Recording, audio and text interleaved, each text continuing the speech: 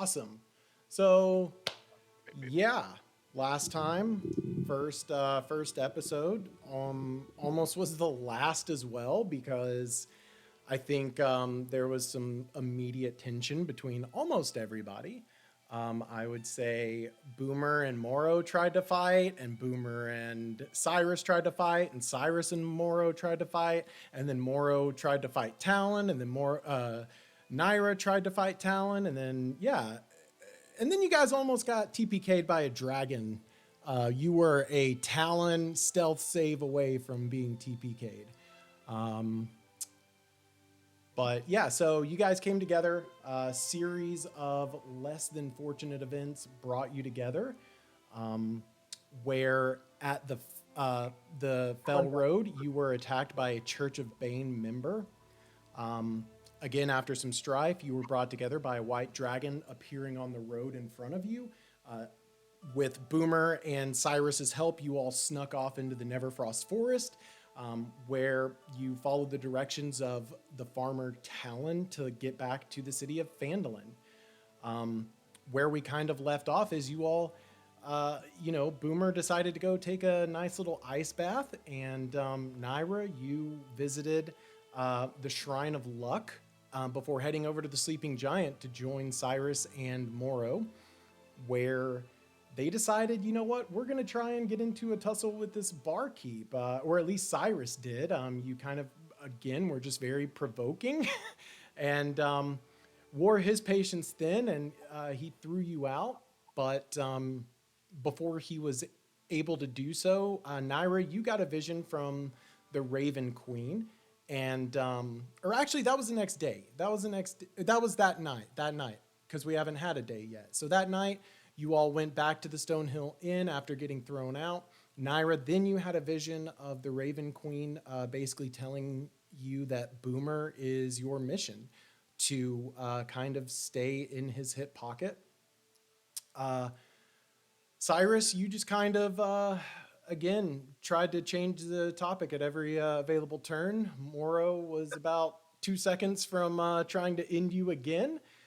Luckily, the Han and Chewie relationship between Boomer and Morrow, I think, kind of started to calm them down a little bit. Eventually, you all adjourned to your room. Boomer, you decided to set up a chair on the balcony to attempt any escape attempt from Cyrus. But before you could do that, the snow started to fall. And so you started to head back inside, but not before you saw two things: a winged creature flying off to one side, and a loud scream from a far off camp lit by torches on the other. So that is where we left off. So it is nighttime. You all are sleeping in your beds. And throughout the night, each of you at various points have this sort of weird moment. I'm going to kind of do them all at once, but essentially, each of you sort of have this weird moment while you're sleeping. Not necessarily a dream or an unconscious state, but you almost hear a whisper throughout your dream of some sort of nice die. You hear voices, you hear chatter, you hear whispers. We all hear this? You all hear this individually. You all are hearing different words, different voices, different chatter. And I'll tell you each of yours, and then, we'll move on. But Naira, you're the first, and you, as you're laying in bed, you hear, start up. Plan. I hope you have a plan. Morrow, in yours. Some of the, I don't know if it's everybody else, I think some of the sound is cutting out a little bit. Yeah, it was. I don't know if part of that is intentional. It's probably just me. Yeah. Okay. Morrow, you hear, aid. Go find aid. Boomer, you hear, lead. I'm going to lead you out of here now. Cyrus.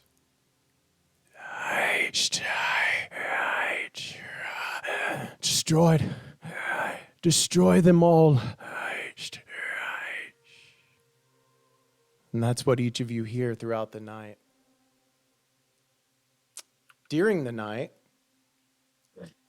Cyrus, as you're laying in bed, at one point you awaken in a cold sweat pouring down from your entire body. You look around. You're still in bed, Cyrus, but this is not the bed you were at in the inn. This is a different bed. It's smaller. It's more quaint, and the first thing you notice immediately, there are 3 other beds in there with you, but you're the only body. It feels small. It feels familiar to you. And all of a sudden, there's a loud knock at the door, and you go to open it and answer.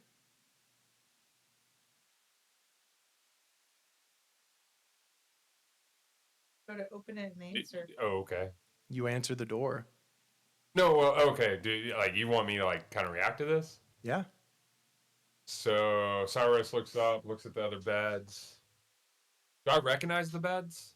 Are they You do. something from my past? What? Can you tell me what they Perhaps. are? How do you open the door, and what is your tone as you do? Oh, can I use investigation to kind of understand where I'm at? Sure. Okay. Fucking nat 20, bitches. Did you? Yeah. Yeah, so you would immediately, this is familiar to you. You would immediately know that you are back in your barracks where you trained growing up. Ooh. So I go to the door and I go, "What do you?" I look around. I'm like, "Do I kind of feel like I'm there, outside of body, or do I feel like I'm back?" This feels incredibly real. If this is a dream with a nat 20, this is the most vivid dream you have ever had in your life. So I wake up and I kind of assess. I'm like, "Is everything am I back into my? Was I dreaming the whole time?" Type confusion. And I go to the door and I'm like, "Who is it?" You know who it is, Cyrus. Actually, I'm sorry. You know who it is, Booth. Open up. Who is it? I don't have to answer to you, Booth. You answer to me. Now open the door and get your ass out here now. Sorry, I'm naked. On a nat 20, you would know that this is your superior. I know. I feel like something's off. Okay, all right, fine. So I'm like, "Sir, yes, sir," and I open the door. You open the door, and in front of you, you see an older, early 40s human male. He's looking at you. He's got stern eyes and a weathered kind of face. He's sort of an average build, but he does have that very distinct blonde hair, blue eyes, very chiseled jawline. But if you look at him, other than that, it's a very unremarkable person. The biggest thing that you would notice is immediately you recognize this man, and you don't even have to see this, but you know that he wears a giant pendant with a gem in the center of it, and he wears a hooded cloak that he never takes off. The hood is always up. You immediately recognize the superior. However, no matter how hard you try right now, you cannot remember the name. Okay. And he looks at you and he says, Booth, you've been oversleeping again. The rest of your squad is out there doing their chores, and here you lay your ass in bed. With that, he hands you a pail and a scoop.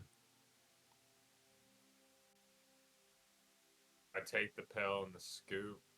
He looks at you and he looks at you and he says, "You're on latrine duty, and you're lucky that it's just that." As this happens, he turns and walks away. And something begins to happen to you. You begin to lose all at once your senses. At first, touch, then smell. Touch, then smell. The last two that remain, your sight begins to fade out, but it's almost as if you're being encapsulated in some sort of mist. A gray fog encapsulates you and it swirls black around you. And then the last thing to go is your hearing, and you are standing alone, hand still outreached like you had just grabbed that pail. And all of a sudden, your vision, everything comes back, but you're in a different place. Now, your hand is still outstretched, but instead of the pail, it's holding a mug. And as you come back to your senses, you feel a strong slap on your back, and you sort of spill what's in your mug. You look around, and in front of you, you see a large, long wooden table. Over to your right, you see large windows showing some trees, and beyond that, open water. And over to your left, there is a bar where they'll serve drinks and food. And as the rest of your senses return to you, you hear a voice. And that voice says to you, "I heard you had latrine duty. I could make a bad joke here, and I'll refrain considering you look like you've seen a ghost." And Cyrus, you have seen a ghost, because you would know this voice anywhere. You would know that hand that slapped you in the back anywhere.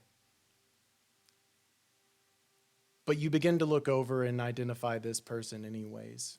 And as you do, you see a frame slightly thinner than that of a standard dwarf. You see a height slightly taller than that of a standard dwarf, but you see unmistakable dwarven features. You see that long mustache and beard, bushy red beard that falls down and is sort of beaded into 3 separate strands. You know that voice anywhere, that has that slight dwarven tinge from being up north, and you would know this is your friend, Friedel Hammersmite. So do I react now? Yeah. Okay. I sit there kind of in shock, and I just go, "Freddy." And then, I just kind of look at him like I'm seeing a ghost. For it's been some time since I last saw him, and I think, huh? Hey, you really do look like you've seen a ghost there. So good to see you again. Hey, Boyo, I just saw you earlier today. Freddie, I'm really confused right now. You shouldn't be here. I think I'm exactly where I'm supposed to be. It is supper after all. Why don't you tell you what, you drink up, and the next round's on me, Boyo. With that, you see Freddy sit down at this long wooden table. There are other people here, Cyrus, but you can't see them. You can't make them out. If you try and look at someone, it's almost as if their face is intentionally blurred. Their names you can't place. It is you, and it is Freddy at this table, and he sits down and he begins to take a drink, and he motions for you to sit with him. I sit down with Freddy. and I ask him, "What are you doing here?" I ask myself that every fucking day, I tell you. He looks around in disgust, and he just... Something you can see is as he looks over, you see one of those hooded figures that you previously saw, your superior, and there's about 10 of them, and they're sitting around a table together. He looks over there at disgust, and he says, I can't believe I'm here either. And I can't believe that they're doing this here. Can't they do that shit somewhere else? It's insulting is what it is to have them scheme their plans, knowing that half of us are going to get killed right here in front of them. It's insulting. Freddie, let's go. Let's get out of here. I think we should. We should. I've been planning an escape for a while. At this point, I'm just kind of buying into the. I don't know what's real and what's a dream. I tell Freddie I've got a plan to leave, and we should move now. He looks at you and he's a little confused, and he hushes his voice little bit, and he says, Boyo, I know. We've discussed this plan many times. I know because we've talked about it together. Leaving here, getting off of this continent, going to Telface, sailing to the never-ending ocean, you and me. It'll be glorious. We've talked. And you see him sort of rub his chest, as you saw him do many times. This isn't unfamiliar. You saw him rub his chest, and he says, we'll be taken care of, I know.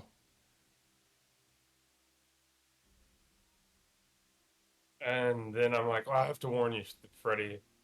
It's different. I don't know what's going on right now, but either I've seen the future or I've already lived it. And you don't make it. Boy, I've made it. I'm here. You and me, we are here. You're talking nonsense. I tell you what, I'm going to go get another drink. You sit here and finish that one first. And as you do this again, gray mist takes over. Your senses fade. In your hand, you're holding that mug. This time, you're left in the black, and you notice the swirling getting bigger. The gray now turning to a darker gray, and the swirls of black being more intense. And then it slowly dissipates and fades away. And as you come back this time, your senses are in overdrive. Your senses, the sounds that you hear are drastically more violent. You hear screams. You smell burning wood. You hear the crashes of the waves of water just coming down all around you. You look down, and the hand that was previously holding that mug now holds a shirt covered in blood. Your other hand, you look down and you see your rapier. And you see blood dripping off of the tip of that. You push yourself away, let that person go that you just used your blade to kill. And as you come to this time, you feel that you are rocking back and forth. You know immediately you're on a ship. You look over to one side and you see your superior, that same cloaked figure, shooting magic out of his hands, yelling at you, "Don't let them take the prisoners! Hold your ground, you fools!" As he does, you see an arrow pierce his chest and him pull it out and shoot it back. You hear arrows, and this time your gaze turns.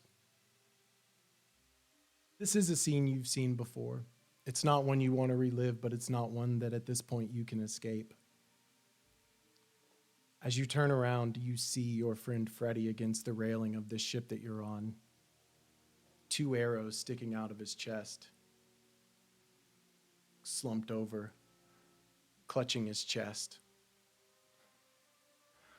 Wes, I'm scared, Boyle. He looks up at you.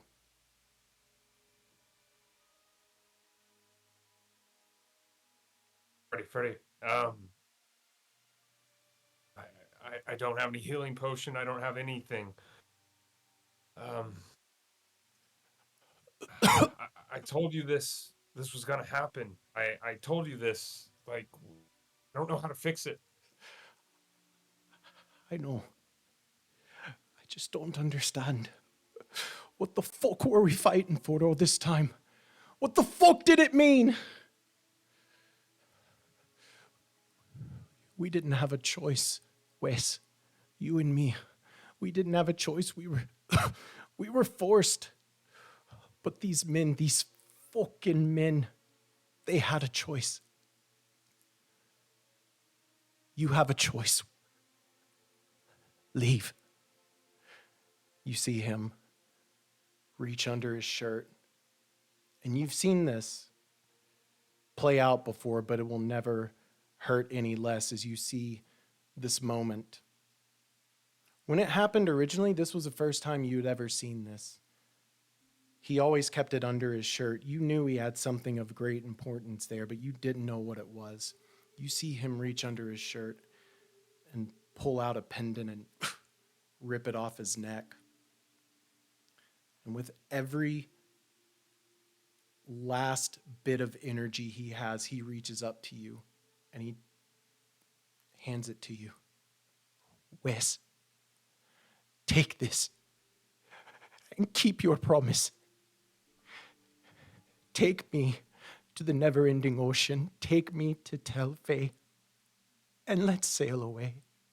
Let's get out of this fucking mess. His hand wraps around that pendant and he closes his eyes. And he says a prayer you've only heard once, but you can remember every single word of. He says, Hammer smite made, Moradin kept, but saved by Booth. He opens his eyes back up and he says, leave, learn, train, and when you're ready, destroy. Come back and destroy them all. He pushes that pendant into your chest, slumps back against the railing of the ship, and passes away. I need to ask you, do you grab this pendant from him? Yes. You reach out and you grab this pendant and you hold it in your hand and you're looking at it. And as you look at it, that now very familiar feeling of gray mist swirls around you. But you notice that it's a little less black this time as it dissipates and comes back. And you look down and you're still holding that pendant. And now you can really make out the details of this. You've seen this before, but it still looks very new to you. It's a very large pendant on a silver chain. The pendant's that of a large anvil with two hammers crossed in front of it. One hammer with the initial M, one hammer with the initial H. And you come back this time, and now you're slumped over. You're not injured, you're hiding. And you feel movements and kind of bumps. You're in the back of a cart, and you're being pulled away. You look down and your hand is still clenched around this pendant. And as we see above you, we see two things. We see a man leading this cart, pulling this cart with his horses, and next to him is a large bag of gold. And behind you all, burning in the background, are those wooden structures that you previously were training at. Your job there was done, but you know that there's more to do. And in this moment, you hold the pendant and hold it over the edge of the cart alongside the road. And I have to ask you, Do you decide to hold on to the pendant, or do you drop the pendant off? I hold it. In a moment, you pull that pendant back in. This means too much to you. It meant too much to Freddie. And you keep the pendant and you put it back in your hand and you hold it. And as you do, mist slowly comes around you. And this time, you're back again in a bed in a cold sweat, but now you're back in the inn. This was a dream, but you smelt, felt, heard everything that happened to you. And as you look down in your hand, it is that same pendant that you have kept for all these years from Freddie. And your hand is grasped so tightly around it that you're actually dripping blood. Thing that you would immediately know is you didn't fall asleep with it in your hand. And you fall back asleep. And you will all sleep soundly the rest of the night. And it is now morning. I sleep soundly after that. You sleep after that. You sleep after that. But it is now morning. And then you sleep like a baby. Yeah. Does I feel like- Moro snore? Because aren't you in my room? Do you snore? Oh, 100%.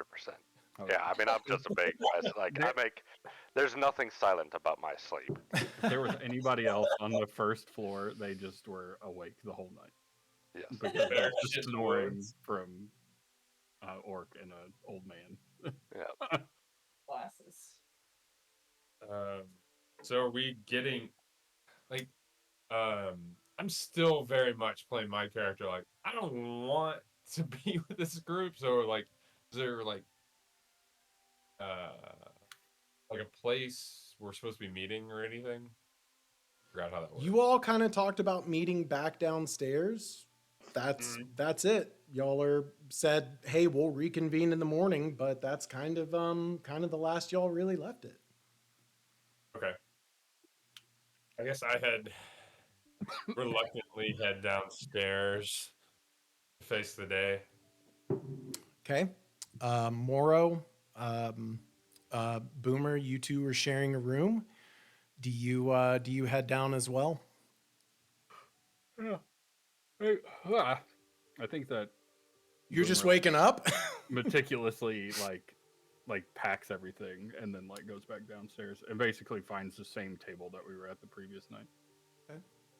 Yeah, and I would say for Morrow, he would be still asleep until probably he hears the door close from Boomer leaving, and finally kind of stirs and wakes up and decides he needs to get going. He's certainly got some things in mind that he wants to do, and he's not sure that what he needs is here. So he gets up and heads downstairs as well. Okay. Naira, it is now morning. Do you also, the group had talked about reconvening downstairs. Do you meet them as well? I think my bank account got hacked. No. Yeah. Oh, no. Mm-hmm. And it sent me an email saying for changed. And then I didn't change my password. You changed it last night. Oh, did I? I think so. Oh, I guess I did. I told you to do this last night. What did I change it to? Her friend got hacked. Yeah. And she got like her Instagram hacked and her email hacked. Oh, shit. And yeah. Ran through the whole list. Yeah. And she went and blocked, or Yeah. she went and reported the deal to Instagram, and she got a message from that account saying, "Did you see my post?" After she like her friend's like account had taken over. That's so weird. Wild. I know. Huh. Sorry. Naira's a late sleeper apparently today. Mm-hmm.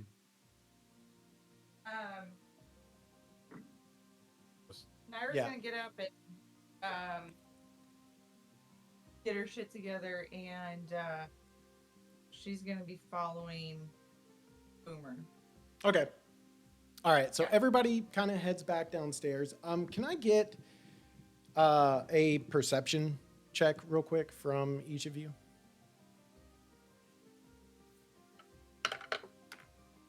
15. 24. 14. All right. Mine is 9. 9. Okay. What? So Boomer. Actually, nope. So all of you, as you get downstairs, you would notice a couple of things. You would notice Toblen sort of just coming back inside. He's sort of dusting off like snow. He puts his shovel kind of on the side there by him. You expected to get a couple of feet of snow, and it looks like they got quite a bit. As he enters the bar, you would notice that there's a gentleman waiting at the bar for him. That is Talon. And Cookie, what did you roll? 15. Okay. So, yeah. So, Boomer, Cyrus, Morrow, you three would immediately notice that you see Talon sort of slide a few gold pieces over to Toblen. And Toblen accepts them. They kind of exchange a few words, and Talon walks back outside. Boomer, you would also notice on your, what was it, 24? Mm-hmm. Yeah, you would also notice on your 24 that you see Talon sort of beyond the door, like through the windows on the side. You see Talon sort of lifting up somebody else and begin to walk down the street with another person beside him. And as you come downstairs, Toblen greets you all and says, "Good morning. Hope you folks are doing well. I can prepare you some breakfast if you give me just a moment. I apologize. I've been kind of busy this morning with the snowfall we had last night, but I'll get that breakfast for you. And anything else you would like while you wait? Just need coffee. Coffee, yes, coming right up. Whenever you get a minute, maybe some information, but it's not super important. So go take care of your breakfast. I'll ask you your questions as you come back. Absolutely. You see Toblen scurry off, and he goes to get 4 breakfasts and 4 coffees. We heard anything about the food around here? No, not not from really anybody. I will tell you that the smells coming from the kitchen here at the inn smell good. Smells like food. It smells like it'll be edible. At least we can hope for it. Yep, exactly. Toblen comes out, hands you all 4 breakfasts. It's nothing major. There's a few pieces of bacon, a couple of eggs, and some toast, and he also brings you some coffee. And it takes about 15 minutes or so for him to do all this, but just looks over to you and says, all right, and you had mentioned some information. What can I help you with? Yeah, I'm like, does it look like he's got anything that he needs help with behind the bar? Like, is he like lifting boxes, trying to carry anything in? Just an excuse for me to be like, yeah, let me go help you take care of this real quick. And talk. Do you want to? You know what? You rolled a 24. You were perceiving the bar. You would know that it's morning time. He's got some boxes of produce and stuff stacked up on the bar there. He normally takes care of that in the morning, but because of the snowfall, he hasn't been able to get to it yet. So yeah, you would see a couple of boxes at the far end of the bar, kind of stacked up a little bit. Okay, so Torrend is his name, right? Toblen. Toblen. All right, I'm gonna write it. They have it written down. I just have it written down wrong. Toblen, you need some help with those boxes. You look like you're running a little behind on your daily startup. And I got to stretch out these old legs before we start moving around today. So I'm happy to help you out if you need it. Oh, that would be amazing. Yeah, thank you. I can't pay much. I don't have much gold Well, available. Okay. I'm not asking for anything. I'm just offering some help. You were extremely helpful last night and this morning, so I'm just gonna repay the favor also by using it for my own means. Yeah, of course. And he kind of motions you over, and there's probably 4 boxes. Couple of them again are some small produce boxes, and there is about 4 boxes, and then 1 cask of ale, kind of down on the ground beside the bar that you two could probably tag team, or he could slide over by himself, which is what he normally does. You could see the scuff marks from the floor where he typically does that. So Drags it. yeah. Just while we're moving stuff, whatever it is, that I can take the whole time if we need to. But I was just gonna see, like, as we're moving things, be like, so I saw you and Mr. Talon over there. We know him from our trip in, exchanging quite a bit of gold. Just curious on y'all got some sort of standing thing. He seemed pretty upright. I'm just checking in on the locals, I guess. Oh yeah, no. So Talon, roll a persuasion. Mm. I just want to see something. Mm-hmm. Unnatural 20. That's Okay. 16 plus 4. Okay. Toblen kind of, in his mind, you were really nice to him throughout last night and so far this morning. You're helping him with the boxes. So, he looks at you and he says, Talon's family is troubled. Talon is very sensitive to the mystic arts, and his parents have had a hard time with that. His dad in particular. His dad worked in the mines for many years, and he's taken it a little bit hard. I'm sure you saw him last night down at the end of the bar drinking, and that's typically where you'll find him most nights. Talon typically comes in at night and takes him back, but yesterday he mentioned he had some trouble and had to leave his horse behind at his stand. So he asked if he could borrow mine and asked if his dad could stay the night.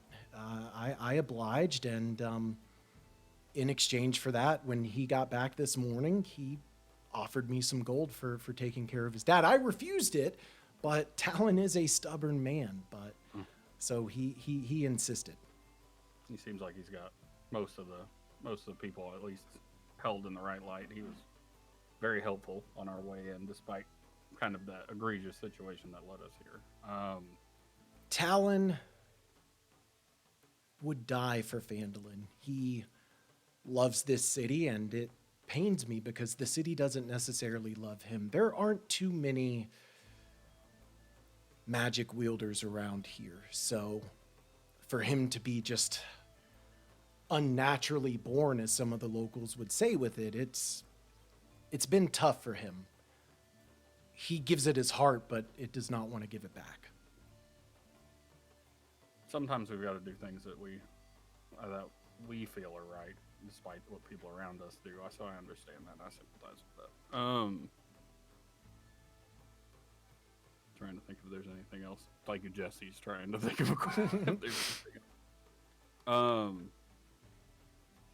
Obviously, you got to spend some time with his dad, being here, and be it drunk at the bar or whatever. He ever tell you any stories about him back at the? You said he worked at the mines. Yeah. Not too many stories. Pete kind of keeps to himself most of the time, as he's not necessarily a storied man. He would tell a couple of stories about some ships that wrecked over by the ocean, but those were, you could ask anybody about those. Those are mostly fairy tales from what I hear. But as far as the mines go himself, he didn't think too highly of what's the lady down there that runs that? Halia.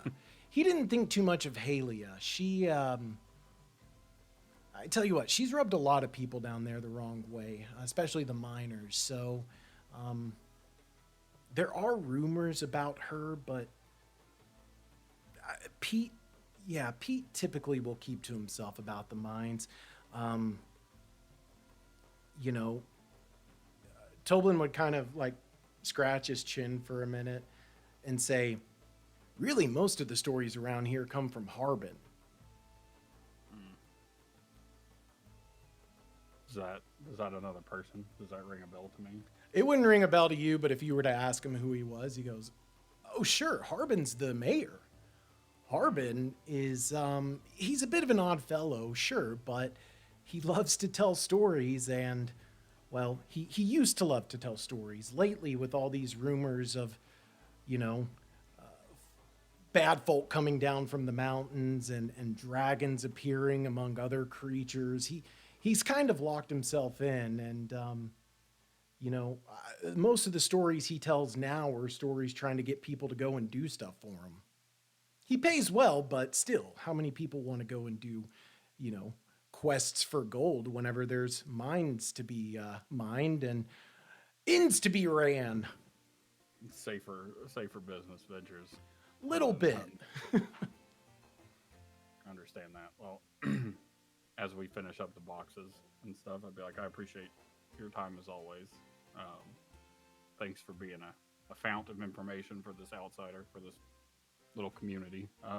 Absolutely, and thank you for your help with the boxes. If you folks are staying another night, the next night for your room, of course, is on me. I really appreciate it. All right, I appreciate the offer. We'll spend that extra silver in the bar that night. I promise. I'm gonna go back and sit Okay. with my individuals. But So, yeah, I would go say for Naira, Cyrus, Morro, as Boomer goes off to help Toblen in the back, the food is in front of you. 4 plates of bacon, eggs, and toast, 4 coffees. I would say this takes him about 15 minutes of helping Toblen in the back. So are you all just kind of eating in that time, or are you talking? You're on mute, by the way, Cyrus. I'm definitely not eating. I'm just kind of peering into my coffee. Okay. Like almost like I'm zoned out. Ira's eating. Okay. Are we all at the same table? Or, well, I guess Yeah. there are multiple tables, right? There are multiple tables. Assuming it was the same as last night, Jesse had mentioned that Yep. Boomer went to the same table as before. But you're more than welcome to go to any table you like. It's empty. You see maybe 2 or 3 other patrons eating breakfast here, but it's pretty empty for the most part. Yeah, I was gonna say I'm nearby, kind of just keep an eye on them. But as he brought out the food, I say thanks, but then I kind of grunt off at mainly directed at whatever name I know Cyrus has at this point, and just kind of grunt off and go and pretty much just demolish my breakfast pretty quickly. So yeah, through that 15 minutes, by the time Boomer kind of comes back to that area, I've already finished my breakfast. Okay. Yeah. Naira's eating, and then she sees that Booth isn't eating. She's like, "Are you not hungry? This food's delicious." I'm sure it is. No, but I don't have an appetite. How come? I had too many berries yesterday. Too many berries. We've all been there. Yeah, it's a problem. I really need to work on my gluttony, but it is what it is. But I'm gonna continue staring at my coffee if you don't mind. Okay, whatever you want. As you say this, Boomer, you come back over and you rejoin the group. So, y'all are about as exciting as you were last night. Looks like y'all all, pissed in your own porridge. Gonna say No, I Cheerios, mean, but I don't know. I'm gonna just kind of quippy go. I'm sure you had people whispering in your ear all night too, right? Well, you hear and see different things, but what kind of whispering did you hear? Um, Really kinda just quickly, hoping you- that really was more of a quickly. rhetorical. As you say, that's really more of a rhetorical question. Everybody roll. Actually, I'll just tell you this.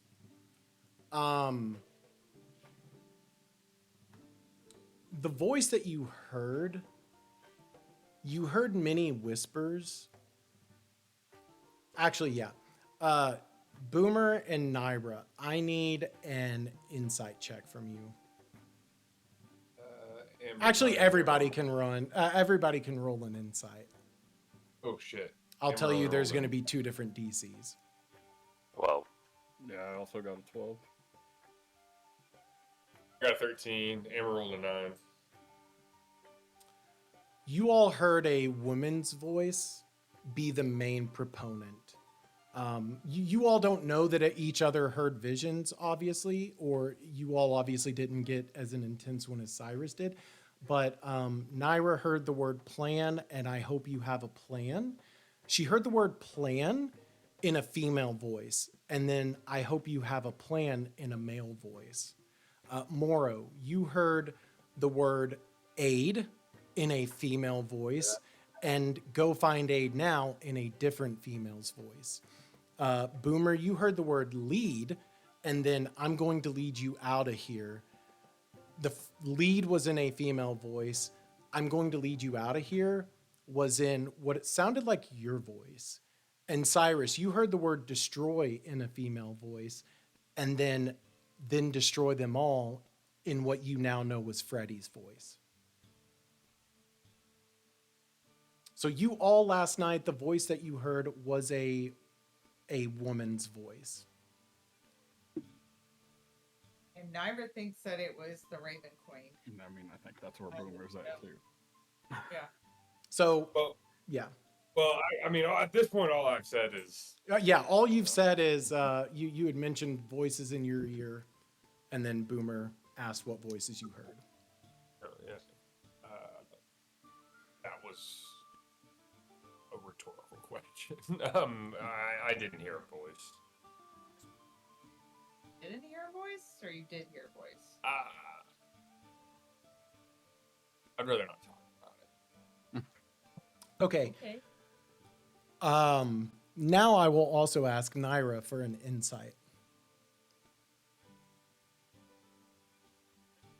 Now that Naira's here.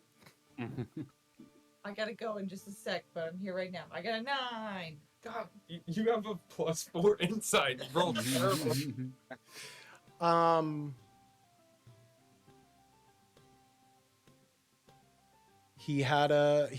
You had whispers last night. He's had whispers. He joked about having whispers. That's kind of weird.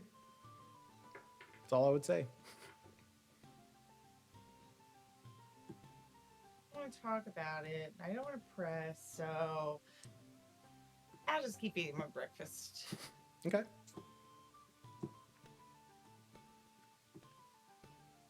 Boomer looks over at Morrow and goes, "Man, you got to figure out something to do about that snoring."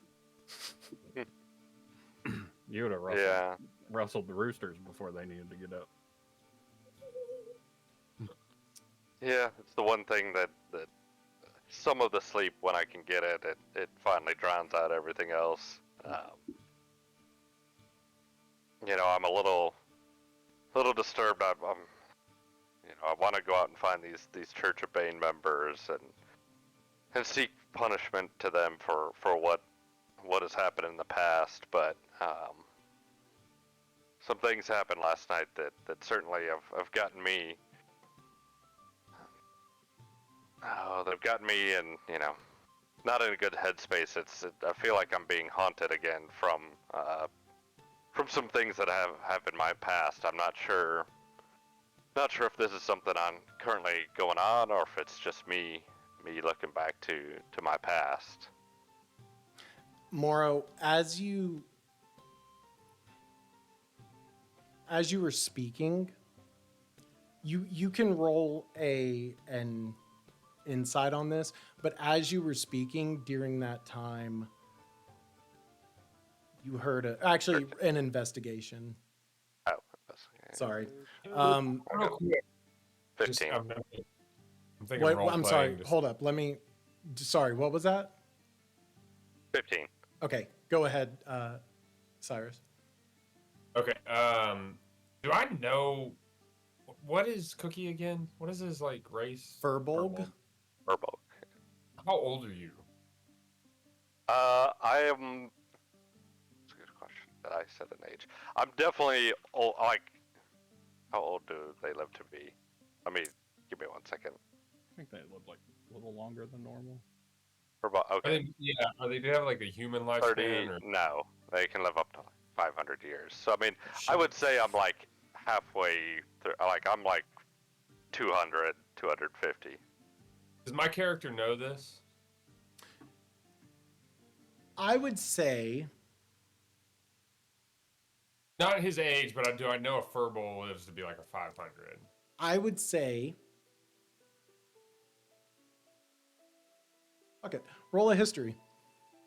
Let's find out. Oh, Nat, motherfucking 20.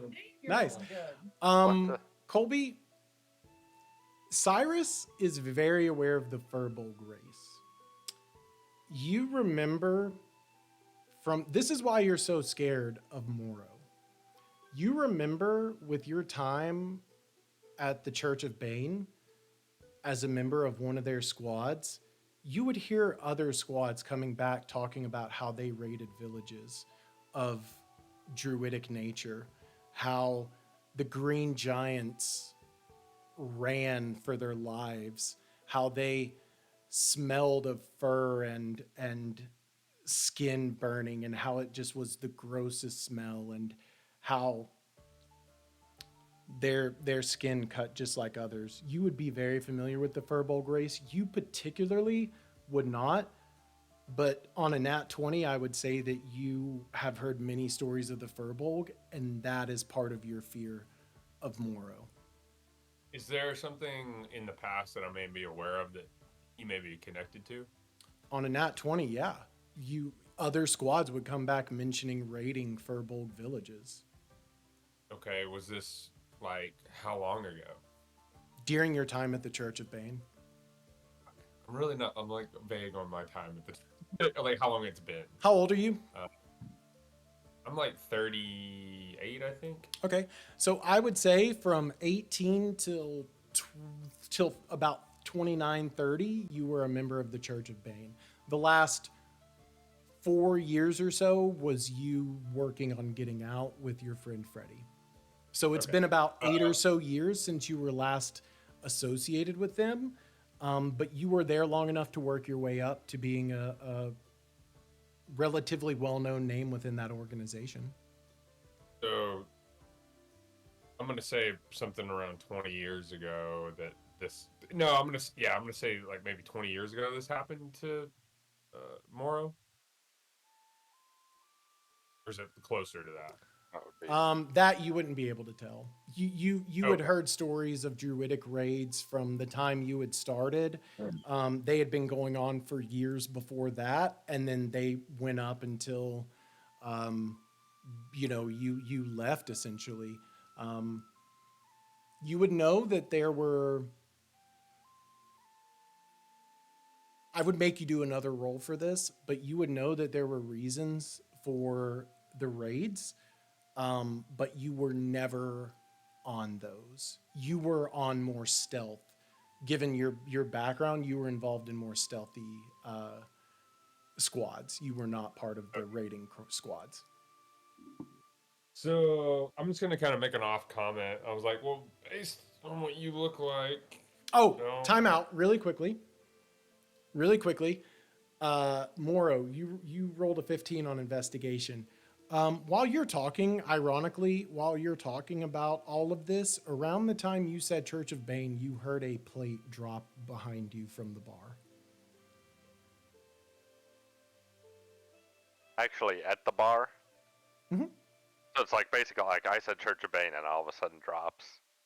You heard But- you said Church of Bane, and behind you, you heard a plate shatter on the ground very shortly after. Too coincidentally after. Yeah. And it's something I pick up on that.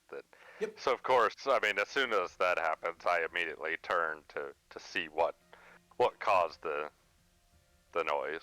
Yeah, so Toblen would just look up from the bar and say, so sorry, clumsy fingers, and he would go back behind the bar and go out of sight. Can I roll? I guess. I just want to make sure I pick up on that too. Yeah, sure. You can all roll. At that point, that would be let's see, insight, I suppose, Yeah, I just or rolled a 20. perception. 20 is fine. Yeah, it doesn't matter what you roll. So yeah, you would definitely pick up that occurred right around the time he said Church of Bane. Toblen looked visibly something. Can I, just from my past, identify followers of Church of Bane easier than most?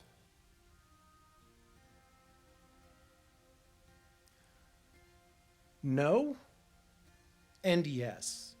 In direct conversation, in seeing their naked body, in one of those two scenarios, yes, you could. There are key phrases, there are markings that you would be aware of. Just by looking at someone, probably not. Gotcha. So I'm sitting here right now with the Among Us sus face right now on that guy. Yeah, I mean, and he goes back in a bar like we can't see him, correct? Yeah, he's behind the back bar. to He is the room. Yeah, he is behind the bar in the workstation. You actually have never been back there, but it's essentially a kitchen area as well as like a bedroom area for him. So Yeah, I mean, since I pick up on that, I mean, I'm getting up to head back there, and One arm Yes. as he gets up, just he's probably just stressed out. Be nice, and I'll get up behind him. okay. So while these two are kind of like, pulling a china cabinet, approaching things, I'm going to use this moment to pull my whole rogue deal and kind of sneak out the back. Okay.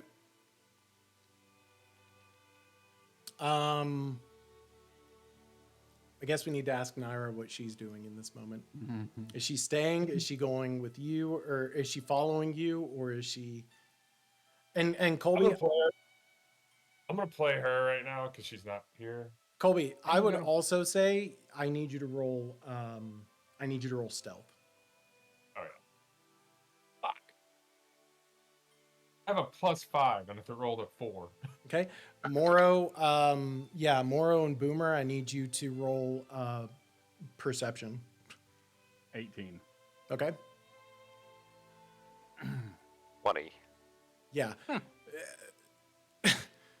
Cyrus goes to leave, and sort of as he's getting up, he's sitting in a chair that he forgot about, and it goes against Orr, and you just immediately turn around, and as you turn around, he's also happens to knock off a cup with his arm and spills some coffee on what was Boomer's plate, and Y'all gonna have to clean that up. I wasn't even that hungry. I think at this point, Naira is like realizing there's ongoings, and she's like, "What are you guys doing?" yeah, I'll play for Naira while she's out, and I would say she's definitely at this point. She's trying to stick with Boomer, but at the same time, she's just sitting there like, y'all are so weird. I do not understand you at all. And she would get up from the table, but she's not really making a move. I'm just going to make sure that he's not too mean. With the I'll go with extra him and make credit- sure he's not too mean. And so Naira would actually go to follow Cyrus. And then I go, well, I'm just gonna go take a piss. So, see ya. Okay, I'll go too. She says, and she's kind of bubbly and smiling. Yeah, you can't follow me. No. I'm not going to follow you. I'm just going to go to the bathroom at the same Fine, time you okay. do. In different places. You gonna pop a squat outside? Are you going to the bathroom outside? Where do you go? The washroom? Well, it looks like that's a one-seater, so I'll go outside and you take that one. I don't need to go that bad. I'll go with you. Oh, God. Me? Roll a deception. Yeah, let me roll a deception. I will. And I'm going to roll against you. Nat 20, 27. You know what's crazy? I don't even know what her deception is. I'm sure it's not high. What is +2? Yeah. So she would have gotten a dirty 20. So a nat 20 would still. She goes, I'm going to let you go to the bathroom. I'll just wait outside and just let you go do your thing. Yeah. Okay. And Yeah, so have fun in that 4 feet of snow. yeah. I would say we'll go to Morro and Boomer first. Maybe Naira Okay. will come back.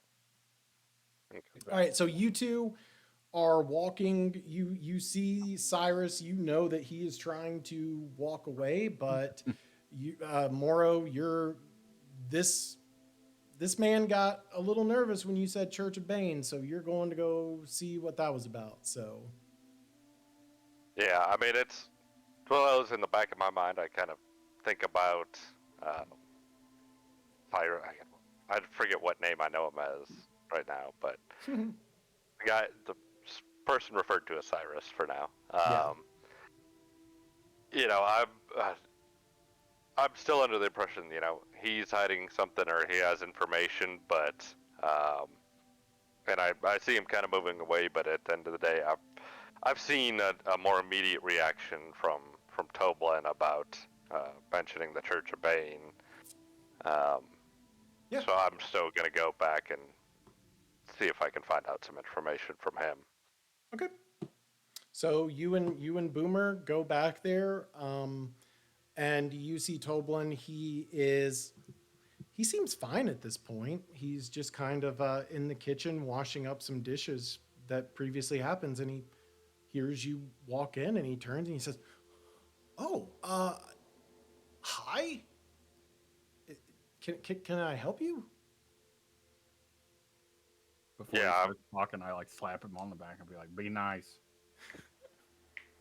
I kind of give a dirty glance at Boomer, but I think of him as kind of an old man that can barely walk, and so I'm not just kind of ignoring him, but you know, kind of letting him do his thing, just being like, "Oh, he's a grumpy old man," and, or you know, Okay. wants to be nice, but I've got my own motives. So, to Toblen, I go up to him, and you know, I wouldn't say I'm overly menacing. I guess I understand he's been nice and accommodating, but you know, I walk up to him and I'm like, I just say Church of Bane again to see if there's any reaction from him.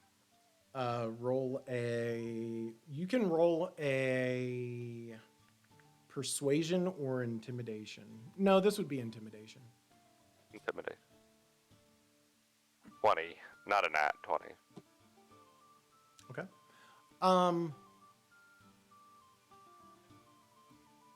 You would see him kind of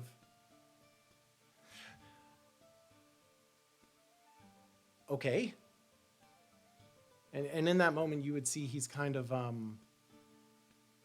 confused, but also a hint of fear.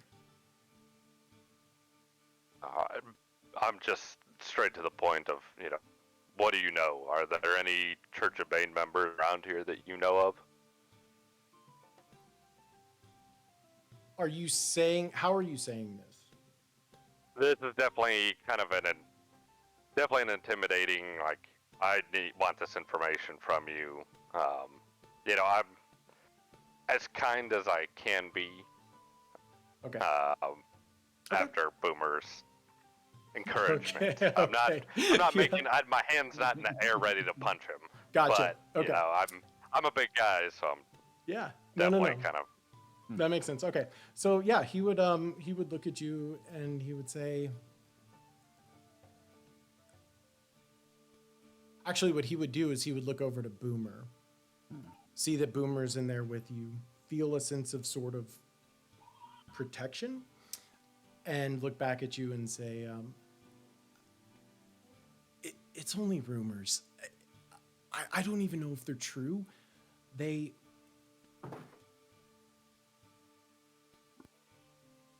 come and go. That's all I know. I can tell you the rumors, but I don't know if they're true. I try and stay out of that for literally this very reason. You said they come and go. When's the last time you saw one? I wouldn't know what to look for. I can only tell you what I know. And that is that the sleeping giant houses many people of ill repute, and there are whispers that some of them are members of that organization. I would say both of you roll a perception. 14. Oh, hold on. Sorry. Also got a 14. Okay.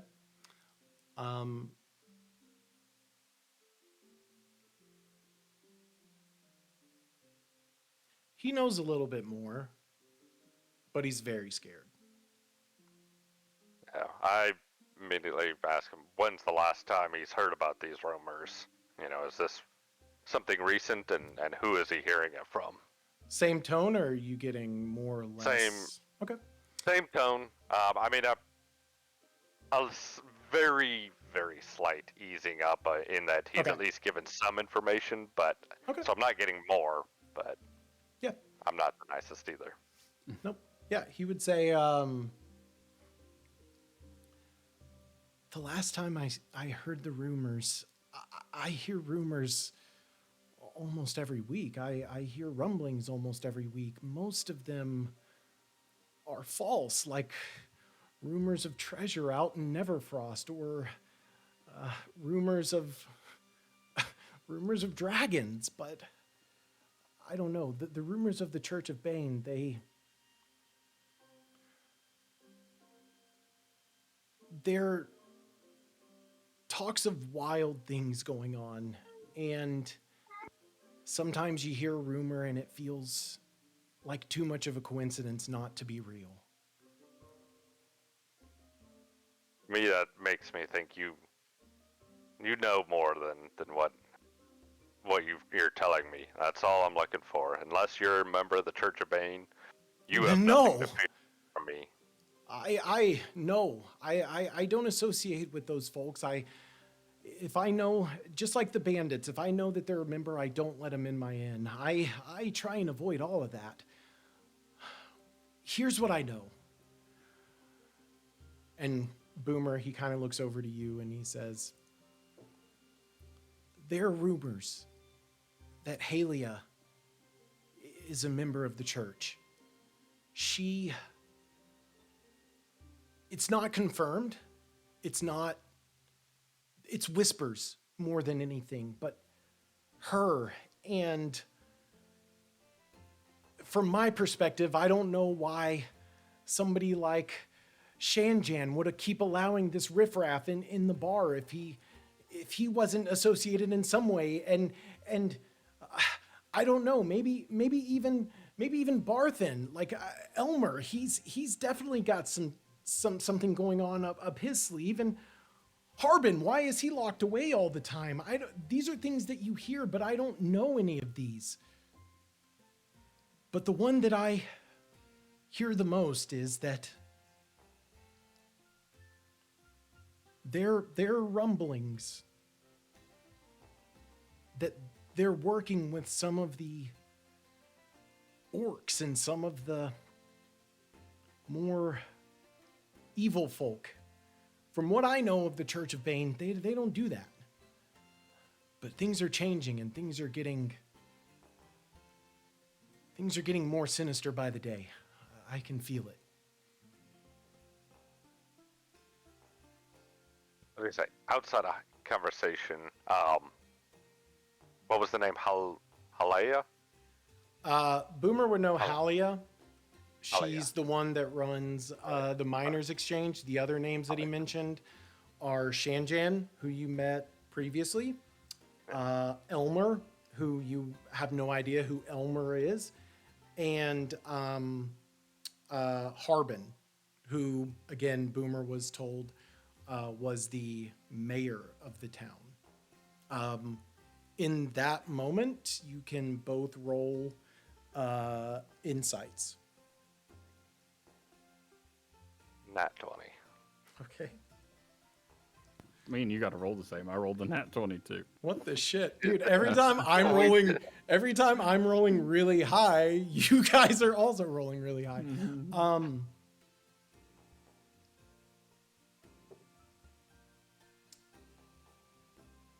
With a nat 20, rumors are rumors.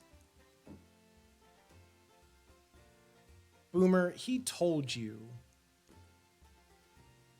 outside of this earlier that he had heard rumors of Halia Thornton, people not liking her and her rubbing people the wrong way. When he talked about Harbin, he didn't make any mention of this. You've had run-ins with Shanjan. You can deduce from that what you will. Elmer, again, is a name you haven't heard, but it almost felt like in that moment of intimidation or discussion with you, he was so scared, he was just telling you everything that he's heard. Whether those are true or not would be up to you in how you wish to proceed. But based off of, again, information that you have heard, Halia might be rubbing people the wrong way. Harbin might just be a name that is rumored. Shanjan, you've had run-ins with him. Elmer, you haven't heard of that in your short time here. But yeah, with a nat 20, you would know that he's just very scared and throwing out every single thing he's heard. Yeah. Not random names, but every single thing that he has heard or quasi-associated. Mm-hmm.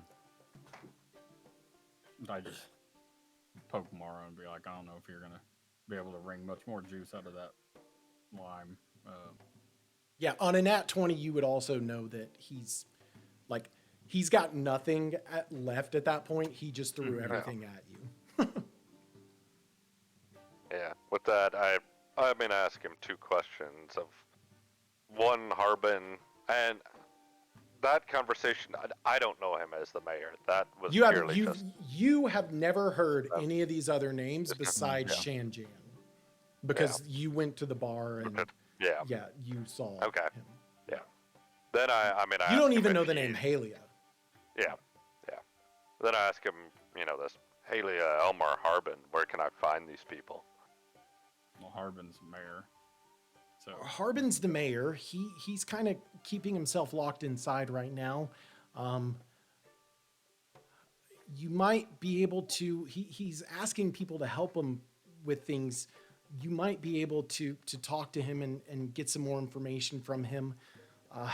Halia, she comes and goes. She's typically, if she's here, she's down at Moorstone. And Elmer, he runs the provision shop just up the road. Which, when he says that, you would know that as you entered the town, you saw Barthen's Provisions and connecting that with Talon told you Barthen's Provisions is a place to go for everything. Connecting that with the name Elmer, the provision shop, you would connect it all together that he's the owner of that shop. Okay. Then I ask him, I know where I can find most of these. Where Harbin's house, the mayor's house, which one is his? House you can't miss. You go straight past the town square, just a couple of streets down from mine. You're gonna pass the I forgot his name. I forgot his last name.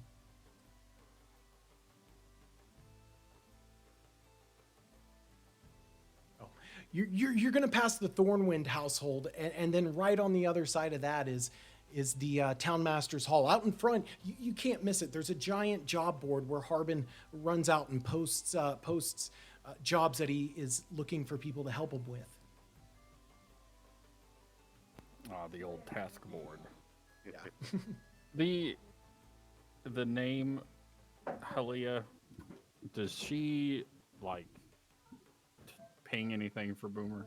Because this the mining company. This is that. Yeah.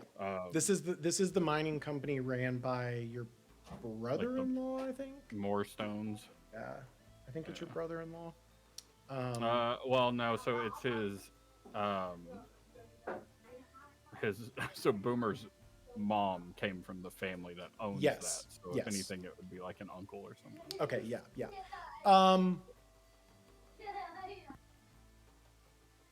You can.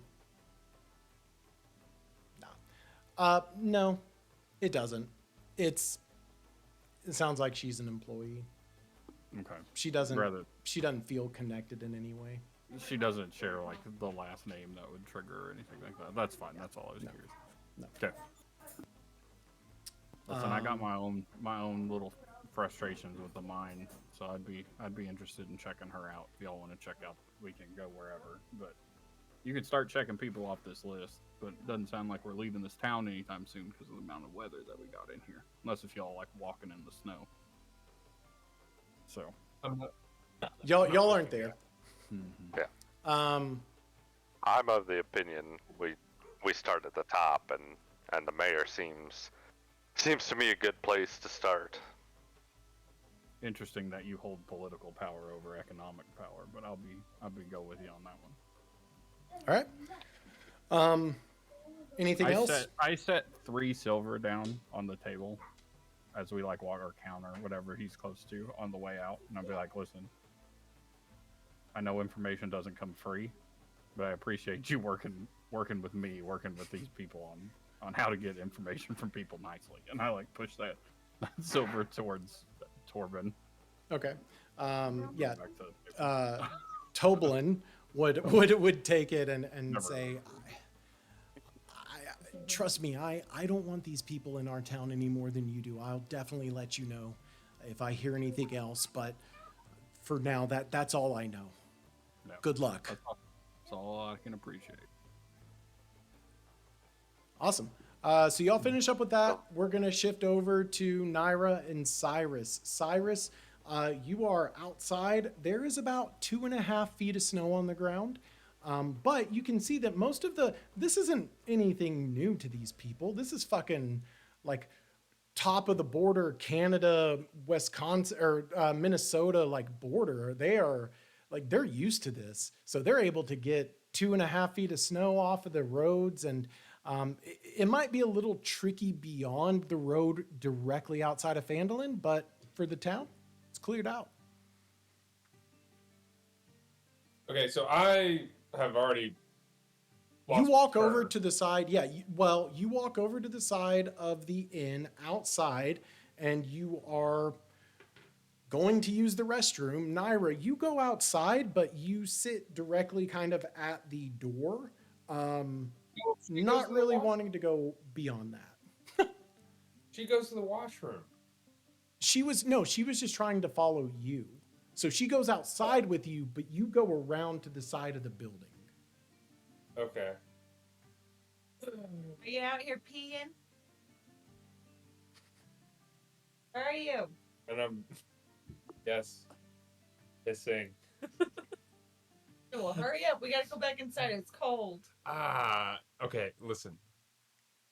I've got stage fright. You've got to go back inside. Do it. I can't. I You can do can't. it. Let me. I'm gonna use some persuasion on her.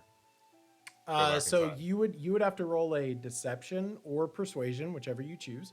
Okay, Naira, you would have to roll. Actually, yeah, you would just have to roll a nat 20 or roll a d20. Fuck. I rolled a 10 Well, let's see if I can beat you. with a +7. So Naira, roll a d20 and then add your. Let me look 4. at you. Oh, okay. Well, you're not going to be able to. Yeah. So with you rolled a 4. Yeah. So if you added your insight bonus of 4, you're still at an 8. So yeah. Naira, you hear him say he gets stage fright, and you're like, okay, and you turn around and go back inside. Whatever.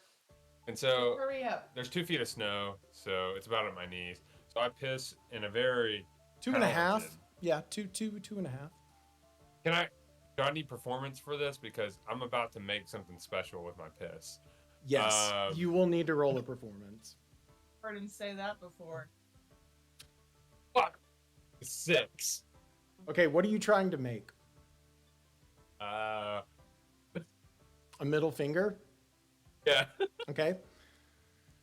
You whip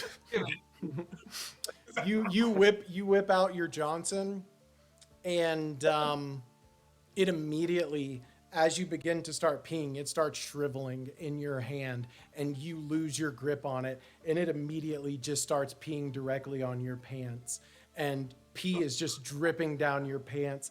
As you lift your Johnson back up, you start trying to write, but now your stream is not that heavy, so you're actually just peeing on the porch, the patio of this inn, and so you're not even making it to the snow. Damn it. You get about Okay. you get about 1 finger in of the 5 that you intended, so it just looks like you just drew a little mountain with your pee, but you are now covered in piss and Were have there any- peed on the inn. Okay. Were there any like windows or anything around where they were at that during the time they were there? Directly at the front of there would not be any windows on the side that you went to go pee, no. There are 2 windows by the door, but over to the side where you went to go pee, there's nothing there. However, you are in a town. You are right about, I will show you. You are right about here. So you just peed at the, like right at the town square for The crossroads. the crossroads at the town square for just about everyone to see. And they saw you piss yourself. You did Awesome. not ask if anybody was around. I didn't even really think where I was at. I was thinking of like going back on the backside. So, but is there like a window I can kind of like get to at this point? What are you To trying hear to do? everything? I wanted to hear everything they were. Oh, that they're talking about? Yeah. Oh, sure. Yeah, you could get around to the right side of the building after you pee. You could just walk across the porch and you could get around to the right side. There wouldn't be a window, but there would be a back door that would allow you to sort of listen in. And it's kind of in between the kitchen and the bedroom area. Okay, and do they know? I obviously they didn't know I was there because I'm playing it this way now. So I'll need you to roll a stealth. And then Naira, I also need you to roll a perception. Fucking A! I can't roll worth the shit. You're just destined to be stuck with us, is what this is. He's just destined to have a new character soon. If I find it. What's with all this fucking +5s, +7s, and I can keep rolling 2s and 3s? Naira, what did you roll on perception? 18. 18. Oh, Jesus. Yeah, she definitely. So Naira, as you are inside waiting, you hear Booth plomping on the patio, the wooden patio, front porch, not patio, the wooden front porch in front of the inn. You hear Cyrus clomping on it with his boots, and you turn around and you see him walk past one of the windows. Up to you Oh, what I you think do with that. I think he pee-peed himself. Go check on him. Okay. So I go out there and what are you doing? Did you pee on yourself? You go back outside and you see Cyrus now sitting at the door of this back wall of the inn. And you walk around and you say, "Did you pee pee on yourself?" And inside, Morrow and Boomer, go ahead and roll a investigation for me. Toblen does not hear you say this. Yeah, 9. Morrow definitely 9. 21. So, Morrow, you're the only one that hears this. Your years of being trained to kind of listen in for small little details. You hear a voice on the outside that sounds remarkably like Naira say, "Did you pee-pee yourself?" And I can see the door, and this, like, at this point, this is like what I've just finished up the conversation, or we would have just finished This would that. be about 3/4 of the way through the conversation. And I would say, since Cyrus rolled a 9 against your 21, you would be able to make out the feet, shadows of the feet on the other side of the door outside. Okay. So you Yeah, know, I mean, you're I about know 3/4 somebody's of the out there. way. Yeah. Yeah, I mean, I would. Well, yeah, we've kind of already had the conversation, so I mean, I would certainly finish the conversation, and then once we're done, I would have an idea, like, the area that's back there. There's typically not people, or would I know that? Do I have enough familiarity with it? You're not familiar with the town enough to know Yeah. that it's there, but I would say with your 21, seeing the feet, hearing what sounded like Naira's voice, you can maybe start to put two That's- and two together. Yeah. I mean, certainly then, if that's the case, I take a quick glance out in the main area of the inn, and look for Naira and Bostag. Mainly not Bostag. That's not the wrong game. Cameo. Cyrus. Right. Not the Yeah. same. Yeah. Making sure that Bostag hasn't showed up. Some just wet guy around here, but yeah. Apparently, there's a common theme here. But anyway, I'd take a look for Cyrus really quickly, and I obviously assume I don't see him, so I immediately proceed to go out the back door where I heard the footsteps. Okay. So yeah, as you wind down your conversation with Toblen, you begin walking, kind of to Toblen's shock, you begin walking past him to the door outside and open it, and you open it to the sight of Naira and Cyrus. He pee-peed himself. No, I didn't. You obviously pee-peed too.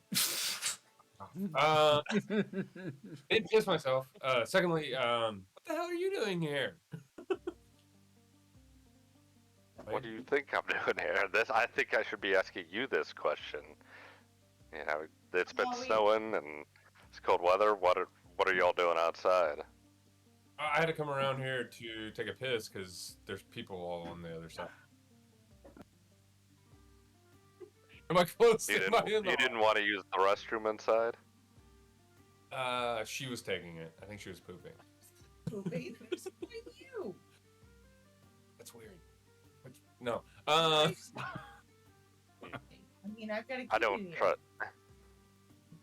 I was gonna say I don't trust you, but you know you've been suspicious. But luckily, I've talked to in Toblen, in my talking with Toblen, he mentioned some rumors of the Church of Bane here. So, you know, just hope I don't cross your path or don't get in my way. I'm gonna go try and hunt these people down. I was, I don't think you have to worry about him. He can't even hold his pee-pee. Again, just stay out of my way. I don't want to have to hurt you. I don't want to piss on myself. I don't want to deal with that being that close. Where are the both of the characters that you've made Colby moist?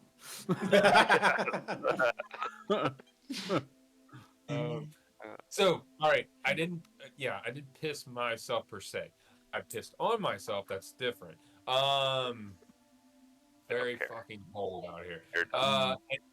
And secondly, I did not mean to be in your way, and I'm also very, very appreciative of the fact that you're just blunt, honest with me that you don't trust me. That's good to know. There's no deception from you, so great.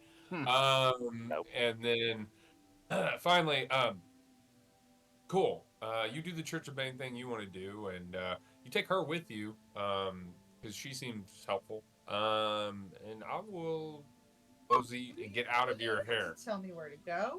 He's too much of a member of a church as well. I don't. It's not just the Church of Bane, but all those that closely follow religion. Like, what are you doing? Is not that I want them around. What are you doing? What's your mission? But you don't want people that follow religion around? Asked a question. Yeah, no. You just cut me off. Sorry. Pee-pee pants. Yeah, I'm sorry. Let her go. Answer her question first, please. I've seen what those followers of the Church of Bane, the fact that they were following the supposed church, and I've seen the things they've done. Because of that, I don't trust anyone that follows religion that blindly. Huh. I think you might find a little more connection with the Raven Queen than what you think. She's less about being connected to, like, you know, a bigger picture and more the natural process of death. So, like, balance. Walking through the veil. Yeah. More so than what's behind it. It sounds like you haven't strayed too far, Boomer. Never. Straight and narrow. Full story, guys. I'm out of here. You're not going anywhere. You're gonna go with us until we can get you a ride out of here, be it on a pine box or otherwise. Can we find him some new pants? Fine, they'll dry. Boomer, he's your problem to deal with. Yeah. Okay, yeah, I'll go back inside, sit next to the fire. You guys go do your thing, and then if we never see each other again, just that's the fate of the Raven Queen. I guess it'd be. As you say this, you all are still standing in Toblen's doorway, and you see him sort of peek his head out, and he says, "I couldn't help it over here, but please don't come by my fire if you are covered in your own urine." That's a nice place in here. You might have better luck at the Sleeping Giant. That was apparently eventful for y'all last night. Well, maybe go back. Stay away from you 3, 4. Yeah, go in there with your pee pants and see what they have to say about it. As you all are talking, you see a gentleman walk up, and he walks up to you and he kind of gives you a kind of an odd look. This is a pretty weird scenario. 2 people outside the door, one of which is purple. He's never seen something like that before. And then inside, where he thought he would find his friend, is actually just a giant green person and an old man. And he I don't know. He looks for his friend Toblen, and he just asks you and says, "Excuse me, um, is Toblen around?" Toblen pops his head out and says, "Oh, hey, Kirk. Yeah, you can just come on in, and these fine folks will clear out for you." And he says, "No, I'm sorry. What exactly is going on here?" "Oh, they're just guests at the inn. They've ran into some. What did you need, Kirk?" And Kirk looks back at him and says, "The mayor, Harbin's requesting a town meeting. I just wanted to let you know that later this afternoon, he's gonna announce something. So, goodbye." And he sort of like slowly, oddly walks off. That guy was definitely stressed out about your pee pants. I'm just gonna throw that out there. Still a problem with Susan. It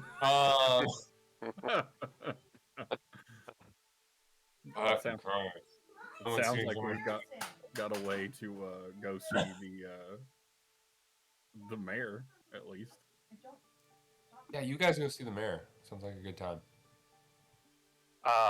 It's still like early morning, and he said it was going to be like this afternoon. Like we Couple know of we've got a hours. while. So Couple- I would say it's right now it's probably about 9:30, 10 a.m. You kind of slept in a little bit. Y'all walked a very long ways yesterday. You were all very tired. So it's a little bit later. I would say it's about, I would say it's closer to 10 a.m. He said in a couple of hours, so you can estimate about 1 or so, maybe 2. I look at our bartender buddy and just be like, "Hey, where are these town meetings? Are they open to the public, or is this like business owners only?" Honestly, I don't know that we've ever had a town meeting. Kirk? That's not really settling. Throwing that out there. Yeah, I don't know what it could be about. Kirk's typically in better spirits than that. Something must be troubling him.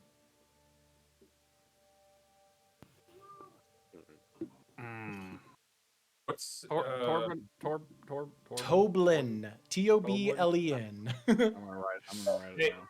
Torben. Going back to that, going back to what he said about the mayor being involved with the Church of Bane, I kind of blanked. I'm kind of forgetting what he said. Was he like with the Church of Bane or not? Talking to me? Yeah. We don't know. In the conversation, What did Toblen say about the mayor? Toblen.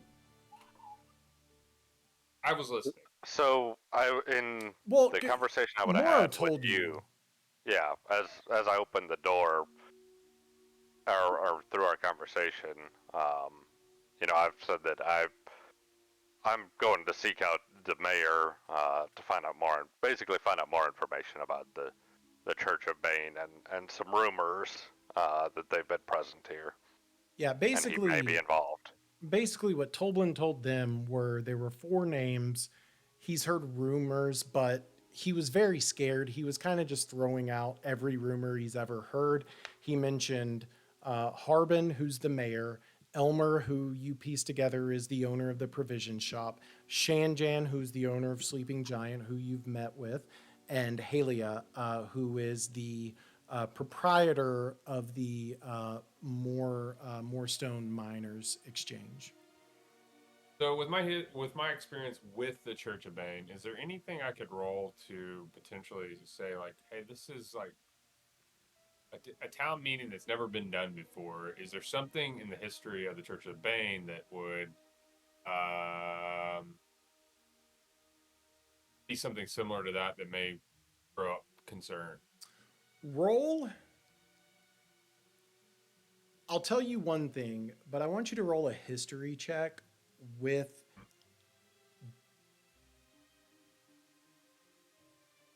Roll a history check. Okay, I need you to make 2 rolls for me. One is going to be a history check with advantage, and then an insight check with disadvantage. Okay. So I got a nat 20 on my first history check. Okay, you're good to go there. Yeah. And then an insight with disadvantage. So I got a 7, a 10 on that, and then a 7 total. Okay. 7. With your history check, so I'm going to tell you 3 things. The first thing is that you would just know. It is odd. The Church of Bane operates in the shadows. You were a high operative because you were able to get in and get out without being seen. Contrary to how you've been handling yourself the last day or so, you pride yourself on your stealthy abilities, your abilities to use your rogue advantages, use your rogue abilities to your advantage. The Church of Bane, they do not operate that openly. It's weird to you to have their name thrown around this casually from Morro, from Toblen. It's irregular, to say the least. It's not a name you like to talk about in general, but typically when you're trying to find information about the Church of Bane, it's difficult to get because they operate very much in the shadows. For all you know, Toblen could have heard 4 rumors about 4 different people, and they're all 4 wrong.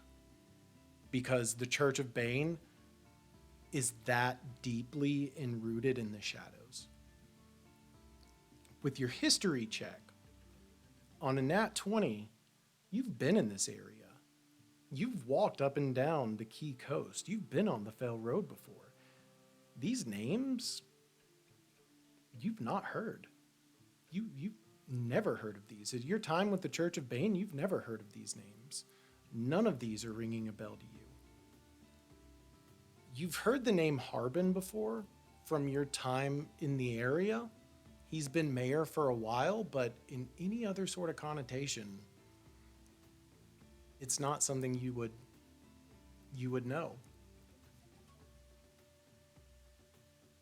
Insight with a disadvantage, rolling a 7.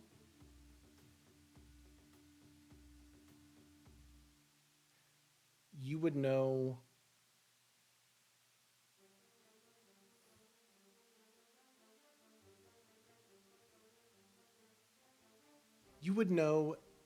that it is also not in your best interest to even entertain the idea of attacking the Church of Bane right now. And let me rephrase that. You would know it is not in any of these people's best interest to attack the Church of Bane right now. Yeah. You know that they pose a much larger threat, and if you were to attack them at this moment, you would almost certainly die. It's probably more information than I should have given you on a 7, but I'm going to allow it because you set the history off with a nat 20. So, yeah. So, Kurt came by, told you that there is a town hall later. It is irregular. What are y'all doing? I think at this point, because I just can't get rid of these dudes, I'm just gonna be like, okay, and we can walk away from Toblen or whatever. I can follow Morro. At this point, I'm kind of like, see where this goes. Okay. I got a piss. Okay. So you know that you know that Harbin is holding a town meeting later today. You have 3 other names on your list. You The know other that thing- there is. Oh, sorry. Go ahead. No, I was just gonna be like, before we like go too far, I'm gonna let everybody in on the two things that I saw last night before I went to bed. Oh, okay. Before I fell asleep.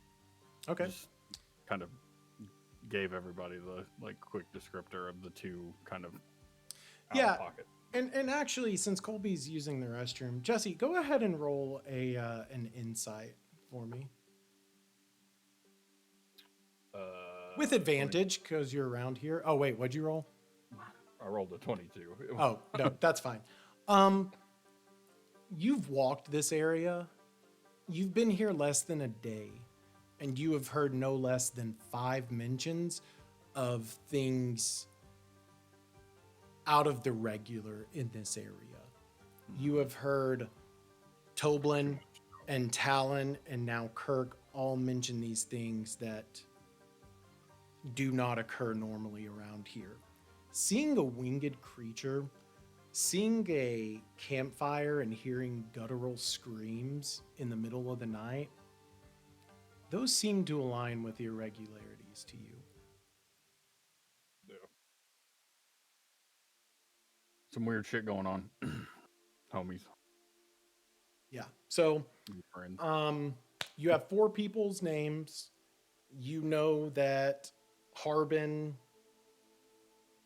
is worried, and if you're needing a little extra coin, posts things that you can help with. So you have that option. But I would just ask, what are y'all doing? Y'all bleeding me dry on gold, so if we want to try and make some more, I'm always willing. I have my own interests, whether there's gold or not. It's not Naira? a concern to me. Naira, what did you say? How much time do we have before the town meeting that we're going to? You have about 3 hours, I would say. Okay. I'm gonna go back to that shrine and meditate for a little while. Okay. Roll a d20 for me. Just d20. Actually, roll it with a religion check. Okay. Got a 19. Okay. You can go ahead and mark down inspiration, and you can add a d10 to, or I'm sorry, a d6 to any skill check or saving throw that you have. So you can add a d6 inspiration to anything from your time meditating. But that would take you about. Did you turn off the light? Yeah, I don't know. The monitor went off. Oh, that would take you about the whole 3 hours, but you would get that inspiration from it. Okay. All right, so Morro, Cyrus, Boomer. What are y'all going to do first? Since we know we're gonna run into, or at least this is my thinking. I'm like, I know I'm gonna see the mayor first, and that's an easy hopefully an easy opportunity to talk to him. I've already been to the Sleeping Giant, so my next one is the provision store. So I'm thinking, I'd like to go ask some questions there before this town meeting. Okay. Boomer, Cyrus, are y'all going with? Yeah, I'll tag along with him. Okay. And Colby, while y'all were outside discussing all of this, just as an FYI, Boomer shared with you the things that he saw last night. In the like forest. Like the winged creature to one side and the screams and the torches on the other. So you all have that information as well. So okay, so you all Naira goes over to the shrine to pray and meditate, and you all go up towards Barthen's provision. Excuse me. As you get there, I mean, it's a basic run-of-the-mill general store. Again, everything here is pretty nice in this town. You go inside, and there's wooden shelves on the walls and a variety of equipment and gear. It looks like, a a D&D version of a Walmart neighborhood market. Always find stuff in these stores you can't find at the bigger chain stores. As you walk in, you see two young men outside. One of them is kind of shorter and stocky. He, you know, he's with another gentleman who is a little bit taller, got some like dirty blonde hair, a little bit leaner as well. They're both very athletic. They both look to be younger in their like late teens, early 20s or so. As you walk, they're loading and unloading boxes off of a cart. As you walk in behind, you see an older gentleman. He's relatively lean, balding quite a bit. Kind of looks like a younger Larry David. If Larry David were in like his 50s or so, but had that same kind of look with the hair, his demeanor is not that far off of that. Yeah. Yeah, so I mean, as I walk in, I mean, I'm straight to the point and just, I'm looking for Elmer. Is he here? He would say, yeah, Elmer's here. Yeah, so that's you. He I was takes a sent look this way around. by Toblen. He takes a look around, like kind of like there's nobody else here. And then he says, Toblen, finally giving me some business. All right. Well, the business, we'll see what it comes of, but the business that I'm looking for is information. Toblen's let me know that there's been some wild rumors. Well, I don't know if they're wild, but some rumors going around of some different activity here in this town. Is there anything out of the ordinary that you've seen recently?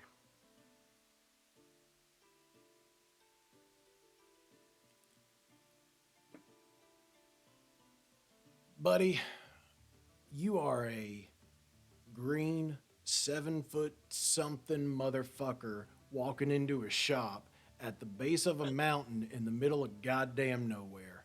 Fuck yeah, there's weird things. You're one of them.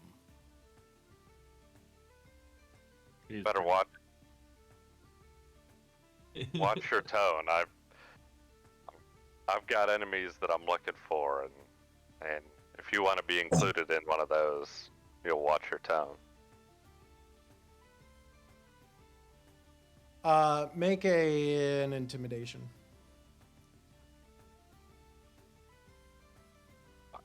7.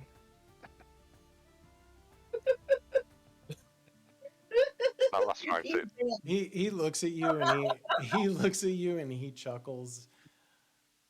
And he looks over to Boomer and he says, if you want to buy something, buy something. If you want information, buy something. If you want to talk, buy something. If you want to get out of my store, then get out of my store. Got a good. I step in and I'm gonna go, my friend.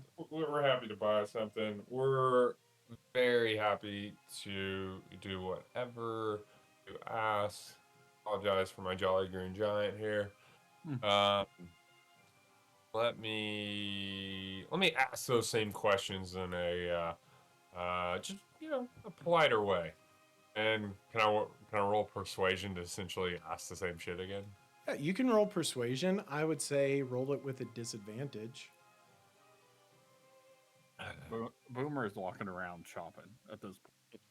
Yeah, literally, it's a provision store. Whatever you need to find, you can probably find it here. Looks like a standard provision store. I rolled a 20 and a 16. Okay.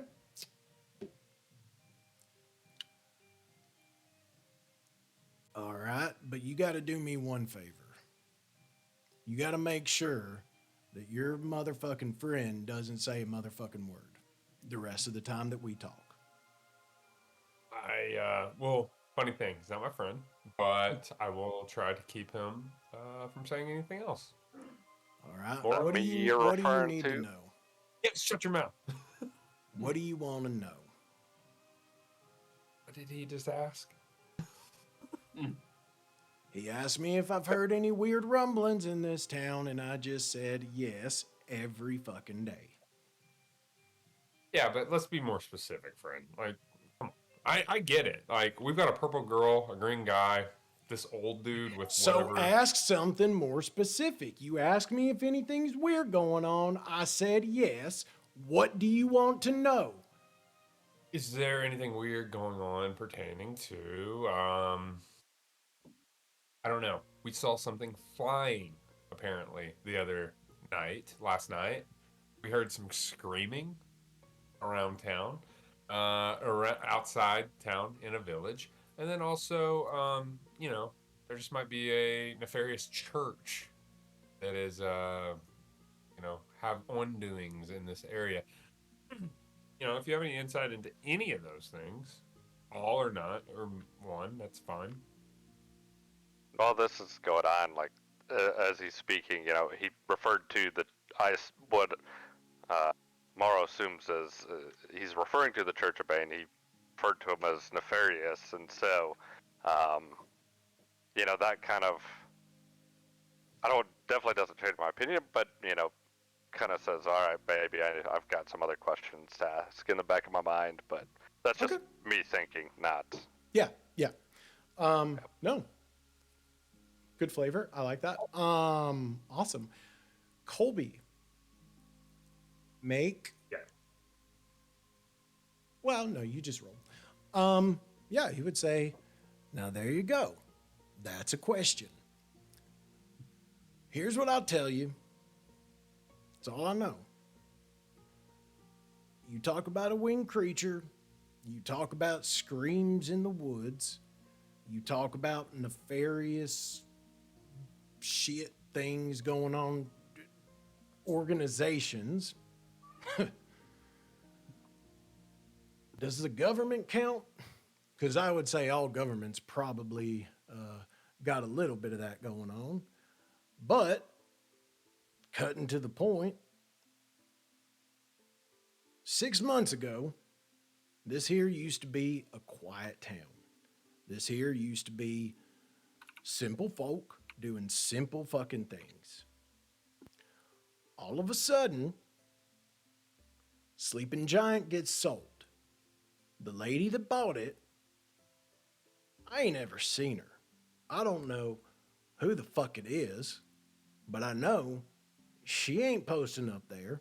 She's got some fucking kid running the place, and that poor kid has to deal with all kinds of things. I'm talking bandits. I'm talking other dark folk in there all the time.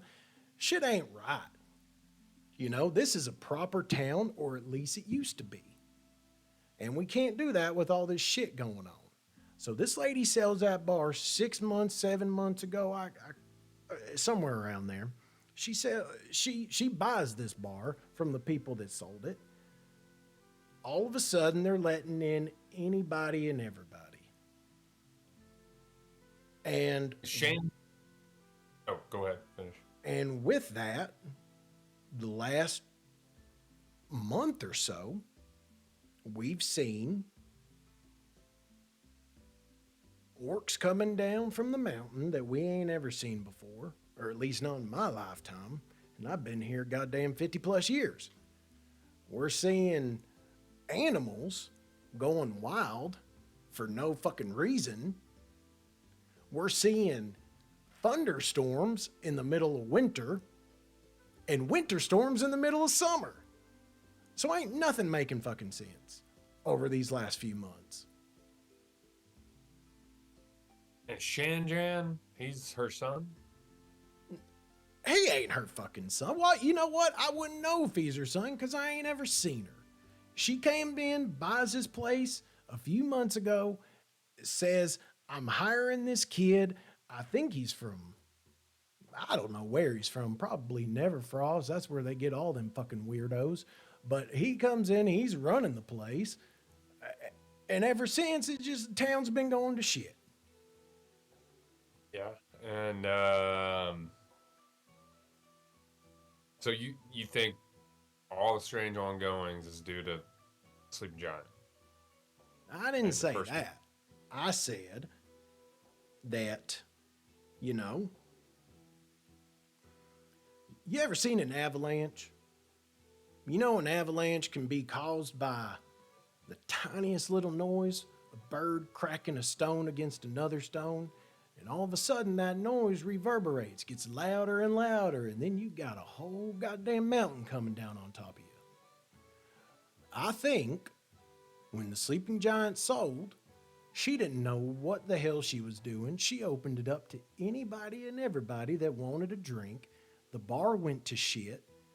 And since, with all the folk that been able to run through it, it's led to more and more, in your words, nefarious things going on. I don't know if they're correlated. I don't have a clue. I don't care. I'm here to sell bedrolls and candles and any other thing that you fucking see. I don't care. But if you want that first little bird pecking on a stone, I think that's where it starts. And now we're at the cusp of an avalanche.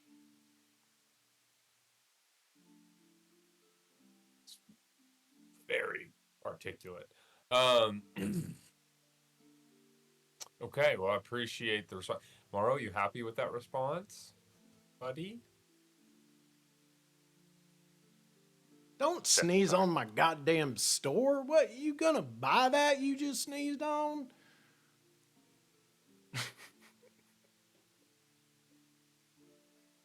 We're not hitting cookies.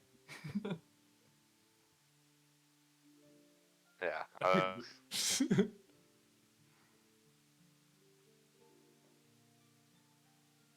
I'm thinking about The three of you At this there point, I are just kinda more than stumble. welcome. Oh, go ahead. I was gonna say, at this point, I just kind of give a grunt and just ignore him and turn around and walk out.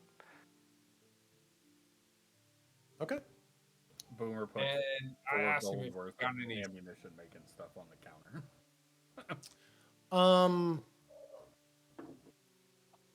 So I would say, Boomer, you can buy. When you Just say whatever. ammunition making stuff, do you mean metal? Just whatever I need to be able to craft 2 sets of ammo. Okay. I would say he would have various metals that you could buy. However, the powder that you would need, keep in mind, gunpowder ammunition is rare. He wouldn't have what you need available here, but yeah. Okay, that's fine. Okay. I'll make a note that I bought basically everything else. Okay. So like Anything four gold worth of metal. Okay. Yeah. Is there any way I could roll maybe insight to see if there's anything valuable that's not like precisely? I would say. Pertaining, go ahead. Pertaining to him and what he wants. Who wants? Boomer. Basically, is there anything in the store that maybe this guy's not willing to sell us? So Elmer? Yeah. Oh, sure. Yeah, you can roll an insight you could ask him and see if he's got like any special stock or anything. Like, yeah. I want him to know I'm interested in it. Like, so there would be no way for you to roll an insight. I mean, okay, you know what? You can roll a perception. okay. I rolled a 15. Okay. During your conversations, you've been able to it's kind of like a glass case up front that's see-through on both sides, and that's kind of where Elmer is. It's a pretty small, maybe like an 8-foot glass case.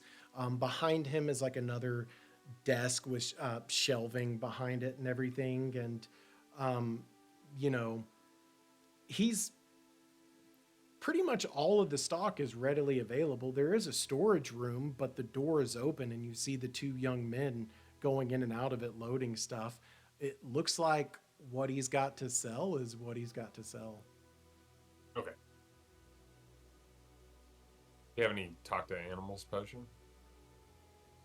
He would not. You can, again, ask him if there's a place where you can get that, but he would not. I don't need it. I was just wondering. Okay. I need it right now in Baldur's Gate. I don't fucking have it. Character that can talk to animals. Okay, yeah. So do y'all do anything else? Ask anything else? No, I tell him thank you for your information and give him my bag of blueberries. He takes your bag of blueberries and sets them on the side and just kind of like, see yas? Like Boomer, as he walks out of the door, is just like making notes to himself. Like, God, we got to work on half of this stuff. We didn't need to tell him that Torben was like, or Toblen was involved in any of this. We didn't need to talk about how he gave him fucking blueberries. He's just like making like a note. It's like, I will. For your time, say. Okay. Blueberries for your time. I will also say you are more than welcome on any conversation you have to see if they're telling the truth. What is that? Like, what do I need to roll? Insight. Oh, okay. Okay, yeah. Can I roll insight to feel like he told the truth? Yes.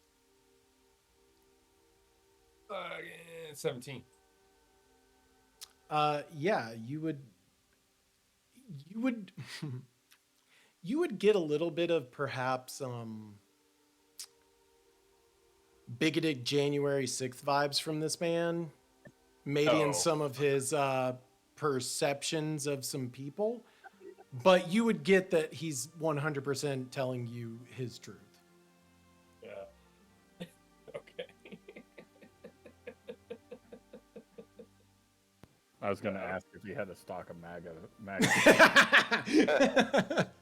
I mean, weirdos down never Wearing a red hat as we walk in.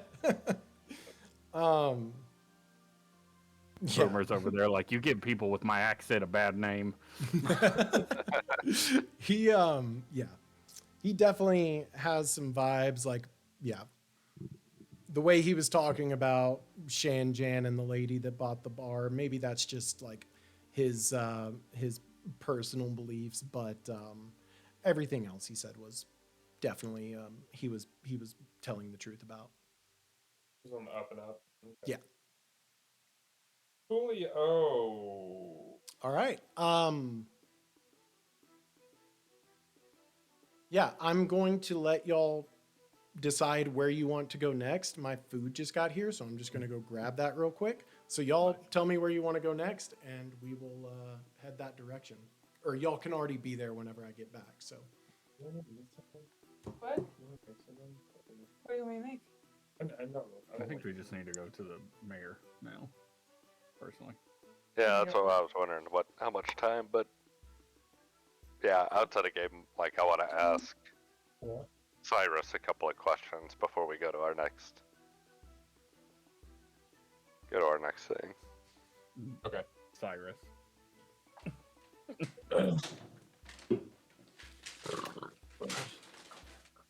Oh shit. You want to talk to me right now? Oh yeah, I guess we might as well. So I guess as y'all walk out, I kind of give you a glancing eye, and I say, so I assume you are referring to the Church of Bane as that nefarious church.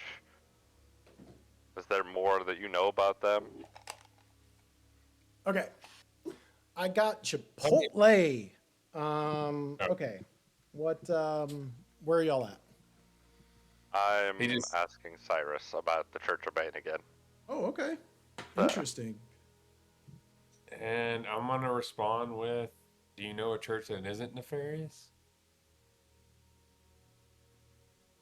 No, but this one is the one I've had the most direct contact with, and it's who I hold a grudge against. But you are right. I don't find much faith in any church.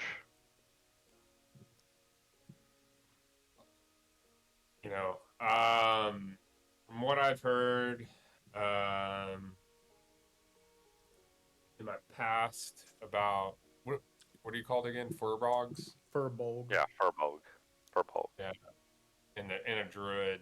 I've heard the church didn't treat the druids and your kind very well. So I understand why you may be going after them. Just know I wouldn't. This is not a good time. I wouldn't. You don't have. They're a lot stronger than you would ever think, and you don't have enough to go against them.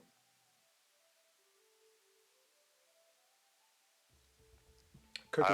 I've Cookie. seen what the yeah. Roll an insight. 11.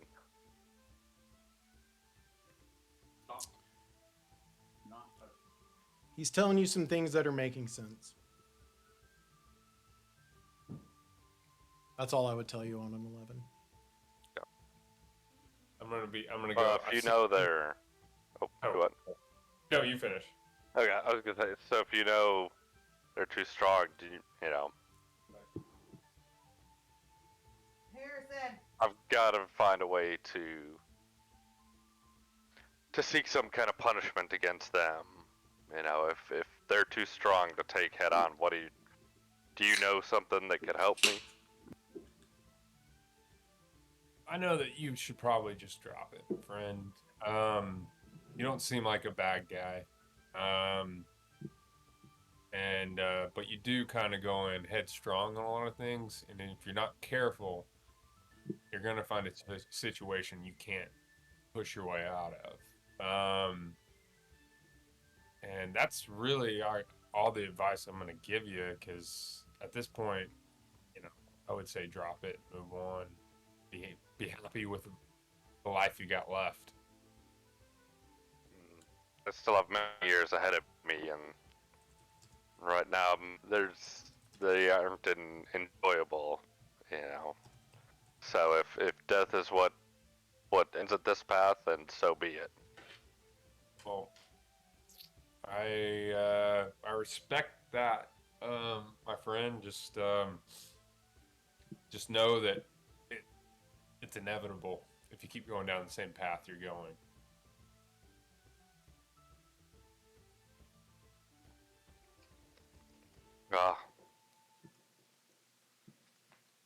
I hear you, but I know it's not enough to change my mind. If you had seen the things I've seen in my past, you would understand.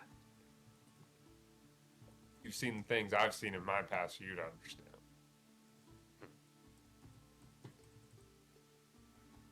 Let's just leave it at that.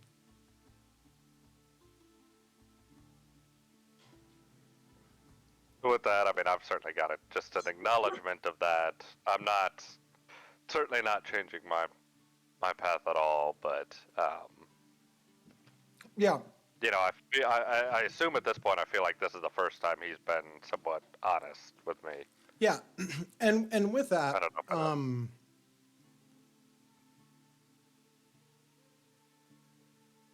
I would say Morro at this point, insight with disadvantage. What? 17. With disadvantage? Yeah. Shit. Host. Like, I'm not super. Okay.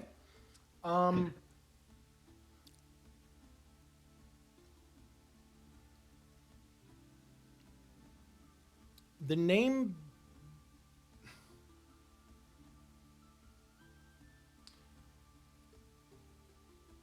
Your tribe. The world of Daggermill is very large.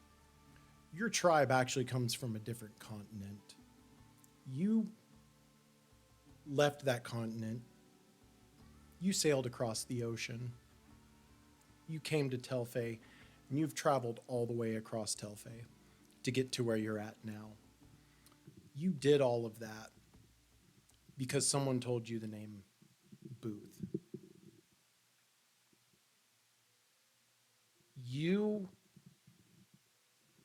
have very much come to realize that the man in front of you is this Booth. But the more you learn from him, the way that he's pushed you away from this path, but has done so in a way that doesn't feel combative against you. By now, you would know that he did not. You don't know what, you don't know why, you don't know how, but you know he is against this church.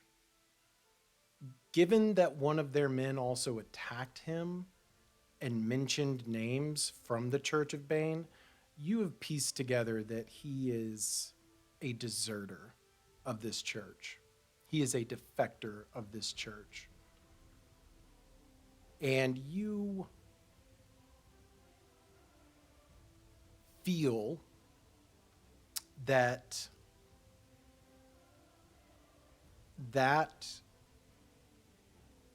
could be a strong ally for you.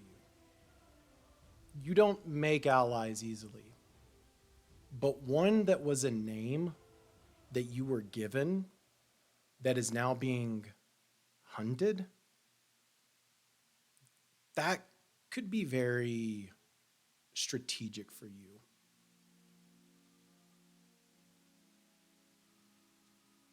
Okay.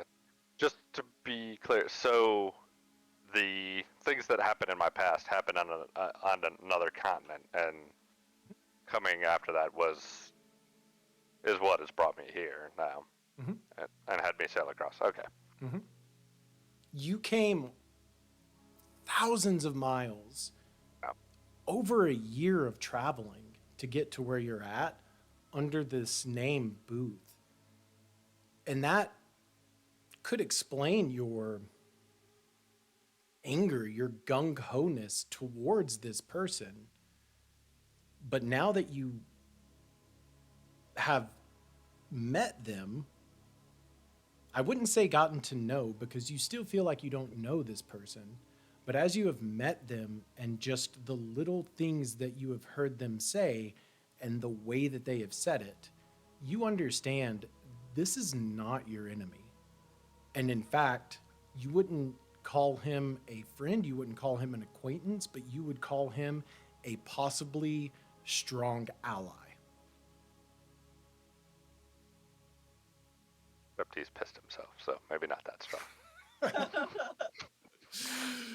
He's at least a moist ally. He is a moist ally. But no, yeah. So obviously, after he's kind of told me all this, it's I just kind of make one last comment to him, and I say, I'm not one to keep people around, but you keep trying to sneak off.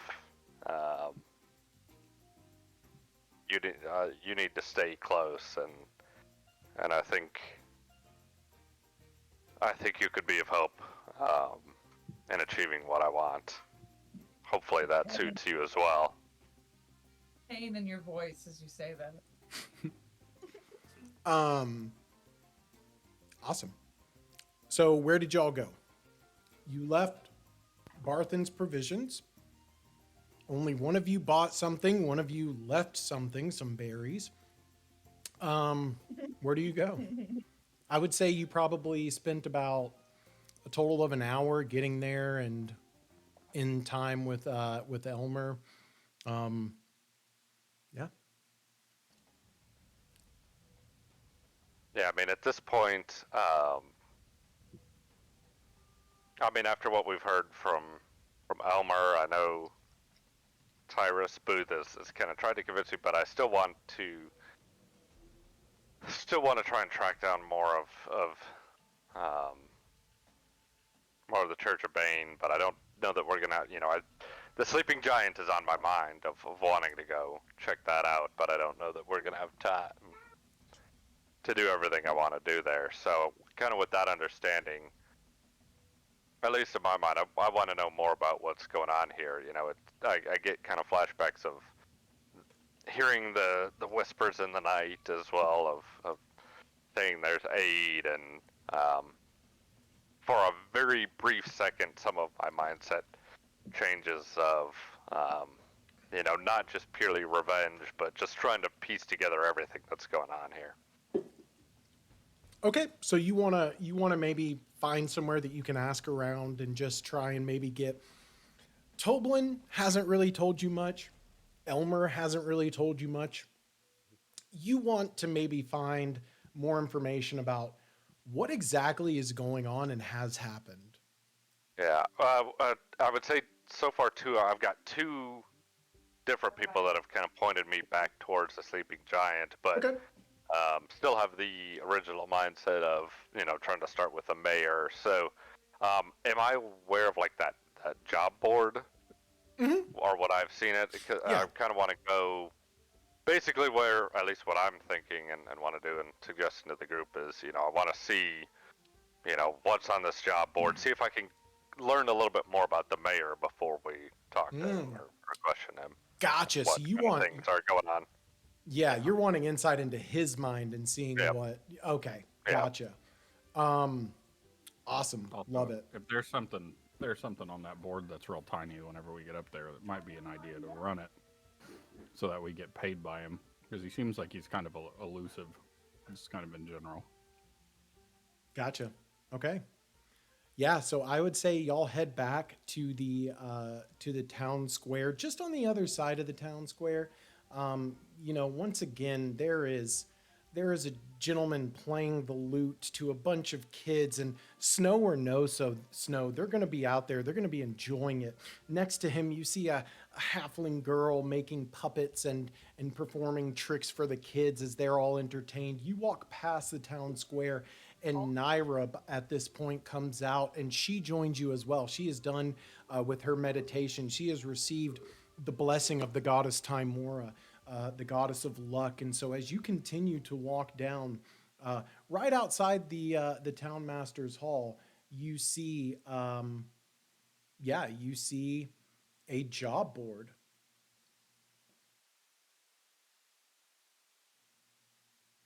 I don't So, know I mean, I walk what just happened. up to it. Yeah, I walk up to it and immediately kind of just start perusing it. Again, right now my curiosity is just overall peaked of trying to figure out something else about what's going on in this town. So I want to look through the job board and see if there's. I mean, are there multiple? Is there just one posting? Yeah. So while you're at this job board, a couple of things happen. So first and foremost, the four of you start looking at this, and it's not necessarily a job board as much as it is kind of that community center sort of vibe, right? Like you get like a bunch of different people posting a bunch of different things. You look at one flyer and it says, visit Falcon at the Great Hunting Lodge. View glorious views of the Neverfrost Forest await you.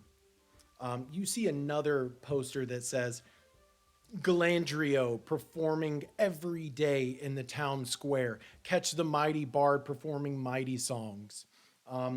You see another thing that says just, More Stone Mining Company, more stone, more dollars for you. And then finally, down towards the bottom, you see a couple of postings. It specifically is in a section labeled Mayoral Assistance. And so you look at these and you notice that there are two things. It looks very much handwritten, which is one of the first things that you notice. You also hear, oh my gosh, so sorry, McAfee is trying to do a scan. So let me just cancel that real quick. McAfee. Throwing new names at us. Yeah. Scanning us. Yeah. Who am I going to kill now? No, not sorry. McAfee. Yeah. Yeah, That's the our- evil, I know. the evil, bid bag evil guy McAfee. No, so you see these two handwritten notes. One of them says, "Our town is under attack. I've heard the gnomes have an invention to pierce the sky. Take my gold and go there to buy this contraption and save our town. Any excess you find is yours to keep." The other one, you look over to it, and it says, "The Icewind Mountains are calling.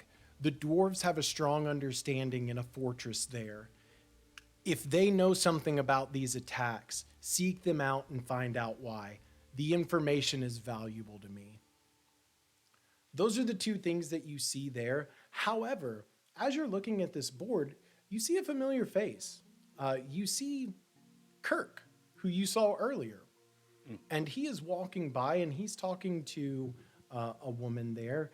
And you actually overhear him say, "I just can't believe it. There's an attack at Umbridge Hill, and poor Adabra. Somebody really needs to go help her out, but I don't think we have that capacity." And he just walks on by you. Adabra's a name we've heard before, though, right? Adabra is a name you've heard before. Why have we heard it? Adabra is the name that Talon told you is the Like the potion shop, right? Or like she's the alchemist. She has potions. She has other things that you could purchase. Yeah. Somebody attacked her shop. Listen, the rest of y'all, I'm all about making friends here. This seems to be an easy one to help go make a friend. But I don't know if we've got time based on when this mayor's supposed to come out and start speaking. But I would say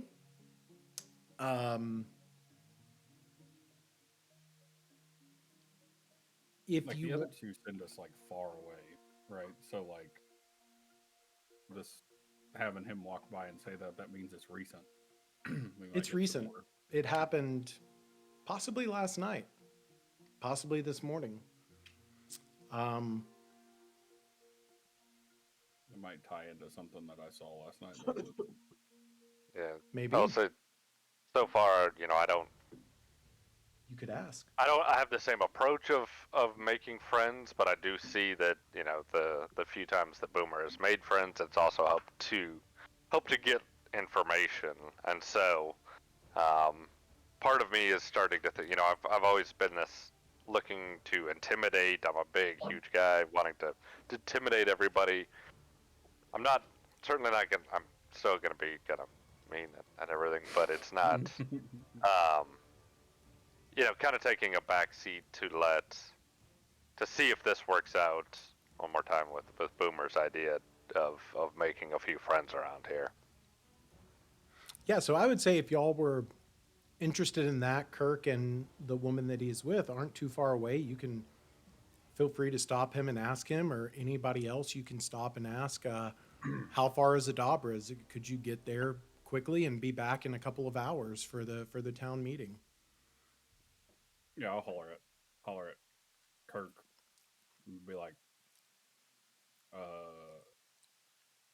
sorry for the kind of interesting first meet with the rest of these friends that I seem to have found myself with. But Yeah, is he still covered in piss? you know, I'm not entirely sure what way. I mean, I guess you could see It's if he's like, dried. frozen a little bit, maybe. It's right. And honestly, Did you clean yourself up? who hasn't dribbled a little bit? We've all peed a little bit. Yeah. I know we all peed a little bit when we heard that dragon leap. I definitely. Speak for yourself, puny little man. Hey, I peed too. No, And so that yeah. is the first time you can tell it was kind of half serious, half a little bit Playful. joking. Yeah. You're a Klingon, is what you are. I love it. You are actually a Klingon. I love it. But yeah, I just like, despite the eccentricities of the company that I tend to keep. Oh yeah. Where you had mentioned something about Lady Adabra or Miss Adabra. I'm not entirely Oh sure. yeah. Damn shame. Rumors are there's some sort of bird attack or eagle or something like that. Maybe some I don't know. Large eagle is what they're saying, but You got a she's timeline on it. she's just up at Umbridge Hill, if not too far from here. We just don't have many people that can go fight or help at this point. Will there be some sort of reward? Yeah, Ah. friends. We're there to make friends. Ben's typically really good about reimbursing. For him, money comes easy, so it wouldn't shock me if there were, but I would venture to say yeah. I Let's think we go. should do the right thing just for the sake of doing the right thing. And I like. Whoever. in talking with Kirk, he would tell you it's at Umbridge Hill. It would take you roughly about 30 to 45 minutes to get there and 30 to 45 minutes to get back. However, depending on how long, you would know you still have about 2 hours until this town meeting. So if it is, close, it'd be cutting it close, but also you could arrive a few minutes late. Based on your vibe from this meeting, it's not going to be a 1 minute session. I say we run out there real quick, see if we can help somebody out and make a friend. You never know whenever you might lose an eye, need somebody to heal you up. So I'm still trying to figure out why I was going this, but I got time to kill. Okay. I guess you haven't found that friend yet to heal that eye for you, huh? No, this one's gonna be that way for a while. Was it pink eye? This is not one really. Oh, I just now noticed. He's got an eye patch. He's got an eye patch over, Patch. so you wouldn't actually see the. How old are eye. you, man? How old? Boomer? How? I'm talking to you. Like late 40s. Oh. Oh, you look a lot worse. I know. I've had a run in. Whenever you walk as close to death as I do every day, you know, there's some side effects. Okay. I mean, You're look, lucky your scars are just on the outside. Oh, hold on. I have this salve for you. It's called My Chemical Romance. God damn.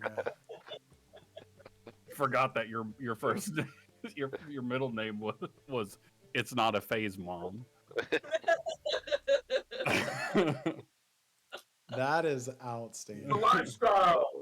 Just Boomer reaches out and goes, "We all got scars everywhere, buddy. Don't worry." Okay. You all begin to make your way towards Umbridge Hill. As you do so, I sincerely apologize. As you do so, it's just to the technically the south of Phandalin, along the foothills of the Icewind Mountains. You're heading towards Umbrage Hill.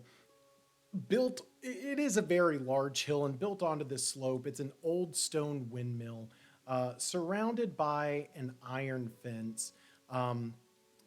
Once you get there, you immediately see that, however, it does not see you at this point. There is a large creature hanging to the side of this windmill. This windmill is stone. It's very large, looks to be 3 to 4 floors high. And as you make your way up the hill, again, surrounded by this slightly broken fence line, you can see a very large manticore hanging from the side of this building. It does not at this point see you. I already hate that. Are you gonna kill the manticore, Colby? So, Manticore. what would you like to do? I believe you all should be able to move your tokens at this point. You can place yourself. Again, the manticore does not see you. And it is attacking this woman. Or it is attacking the side of the building. I think I'm gonna try to seduce it. Okay. I don't think I can move me. Okay. Oh, I Or do I? apologize. Let me, I gotta move y'all up. I don't have control of my person in here. Huh. Token layer, right? Yep. This one. Okay, this is Boomer. Oh, no, you don't, do you?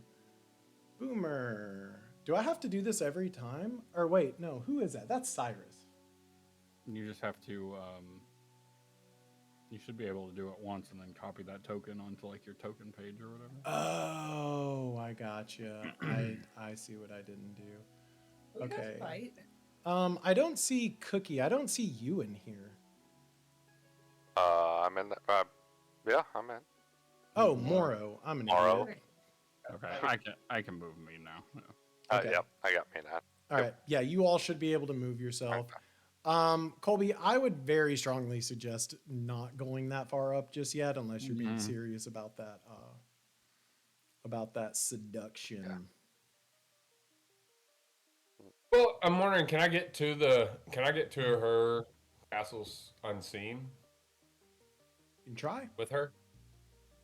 Because I think the best bet for us is to basically get her out of there. I don't think we're going to be able to kill this thing. So we're close enough that like we can see it. We can see that it's continuing to attack the tower, but like what it doesn't know that we're there. If we're like talking amongst each other, would it know? Would it be able to hear that? Or I guess I would. You are. That is completely up to how loud y'all are talking. If y'all begin yelling at each other, I would say there's probably a pretty good chance. If we talk in whispers. If you talk in whispers, I would say where you're currently at, it cannot hear you. Okay. Not sure my guy can whisper. Boomer shakily gets down on one knee and just tries to like, all right, team, where are we going? Yeah. Because we got to move quick. I'm going to use stealth to try to get to her. Are you talking about this plan with them, or are you just... Yeah, I'm not going to just take off. I'm just like, hey, all right, so this is a friggin' manticore. Not sure how good you guys are with manticores, but I know I don't stand a chance one-on-one. What's her name again? Her name Lady is Adabra. Last name, yeah, Lady Adabra. If we Or can wait, get no, Lady I'm Adabra- sorry. I think her first name's Adabra. Like, is she in the building? Like, can the Manticore see her, or is it just trying to get in there to her? The Manticore, you don't know that. Is It's it on just the like- ground level? It's just on No. the ground? Oh, No, okay. so you can see the Manticore is currently hanging on what would appear to be the second story. It Sure. looks like Lady Adabra is currently on the third. I would also say that you notice that it is struggling to get up above that. Yeah, her first name's Adabra, but she goes by Lady Adabra. You wouldn't know her full name yet. I mean, Boomer and Oro, you are our heavy hitters, as far as I can tell. And then, she's not here right now, but Naira, you're probably going to be able to support us. So I would say that my only help is not ever being seen.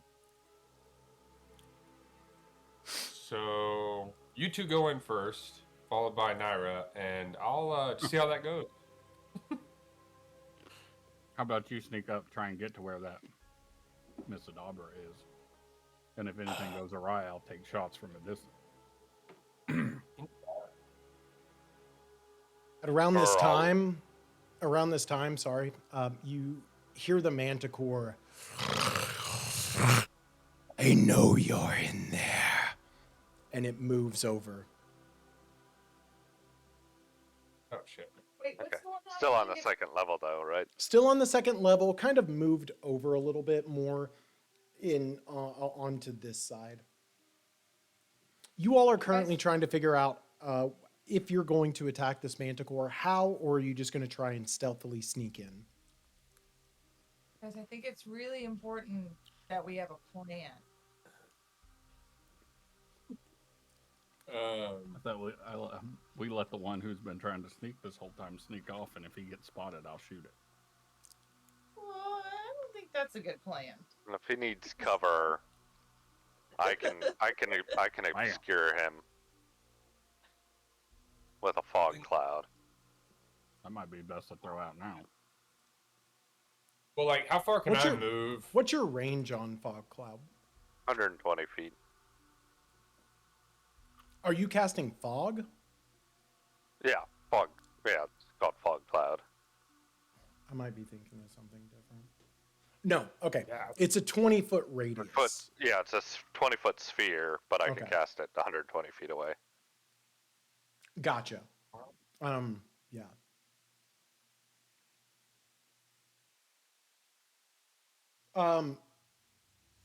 Colby, Oh. where you are currently at, it cannot see you directly. Okay. However, if you were to move, that could change. Well, can I roll stealth to move? Absolutely. Okay. So what I'm gonna do is try to get to where can I get unseen and enter the building? I was gonna say, as he does, like at the same time that he's moving stealth, I tell him, he moves up, and I'll cast the fog cloud over the Manticore at the same time. Well, me. That's fucking So can you see my yeah, circle? the circle. Yeah, So that's 20 feet. yeah. That's a 20-foot radius if you were to cast it there. Walking up, Okay. I will need... Just give me investigation checks, everybody.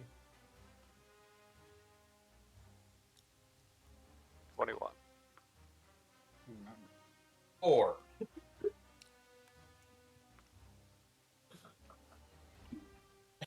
Five. Jesse, what'd you roll? I rolled a 4. Thank God for Cookie. Morrow, Yep. you were the only one that would see this. Yay! You would know that right here. Oop. Let me switch that back real quick. I apologize. You would know that right about here. Ooh, I can't really do this right. These two. I'm just gonna do this. These two parts of the wall right here are cracked. You could enter there.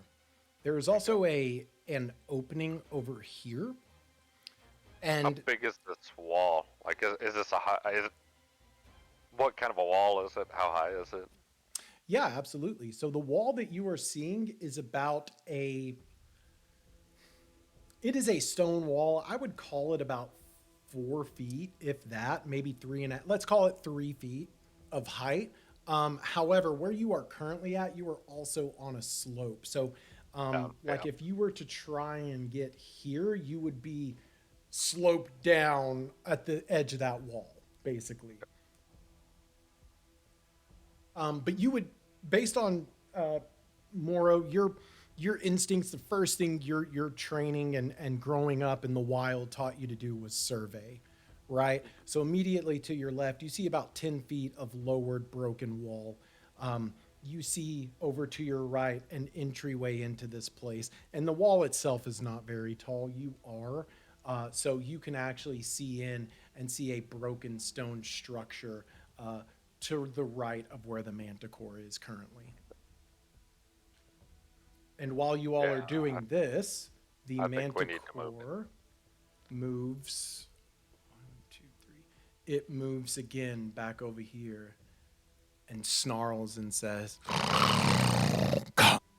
"Come out."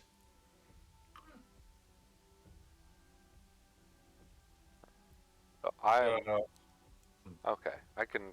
Okay. Let's see. Oh, I don't know how to do that.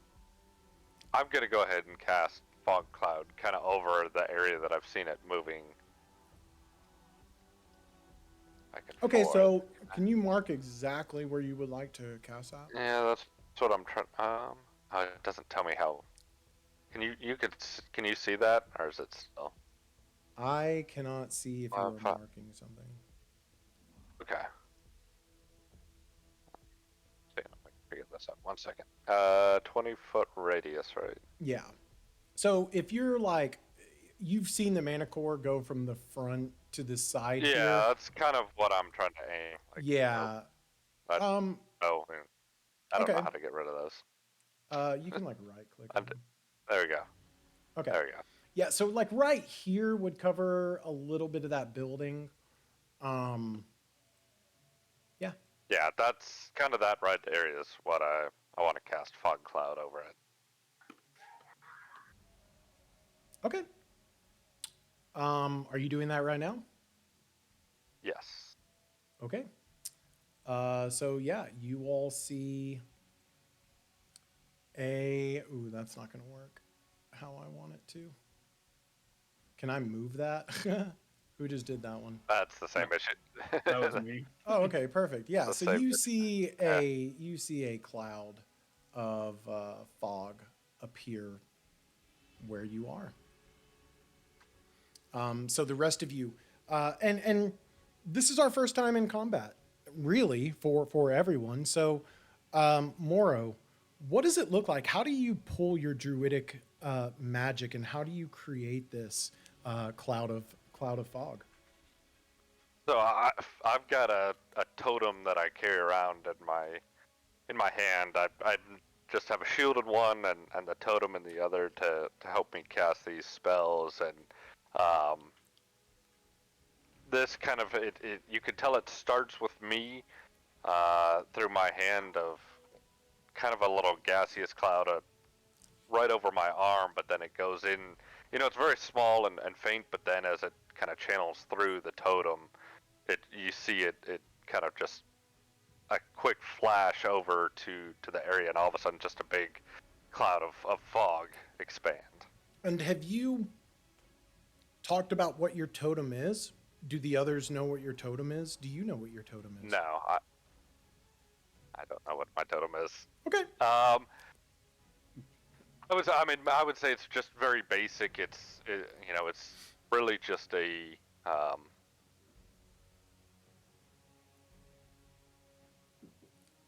honestly just it just looks to everybody else it just looks like a piece of wood almost just broken off the tree, but there are very small just little inscriptions written on it that you'd have to get up close Yeah. to inspect and see.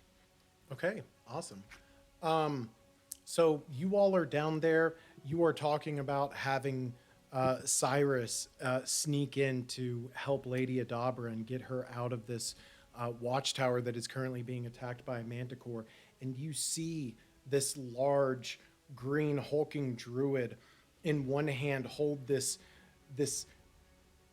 looks like to you all nothing but a piece of wood, but to him is the markings of the family and friends and all of those that he lost and all of those that he is here for. And he uses this, he harnesses this into this energy that creates from his arm and flows out into a cloud of fog. And you see him sort of hold it here for a second, manipulating it before shooting it over.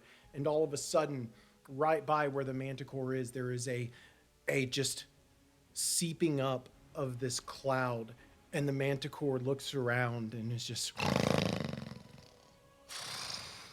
he's confused. You all are not yet in initiative, so feel free to continue. At this point, I'm gonna use the cloud cover to go through the crack. Okay. And I'm assuming the only entrance is that opening at the bottom. Yeah, so That you have two corner? entrances. Again, you have the 10-foot, basically No, where the I wall mean, is decimated here, and yes, an entrance here. No, into the building. Yes, the only entrance is this right here. Okay. So I'm gonna use the crack. I'm gonna go that way.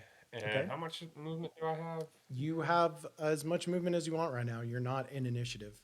I'm just basically asking what each of you are doing, and then we'll see how this plays out.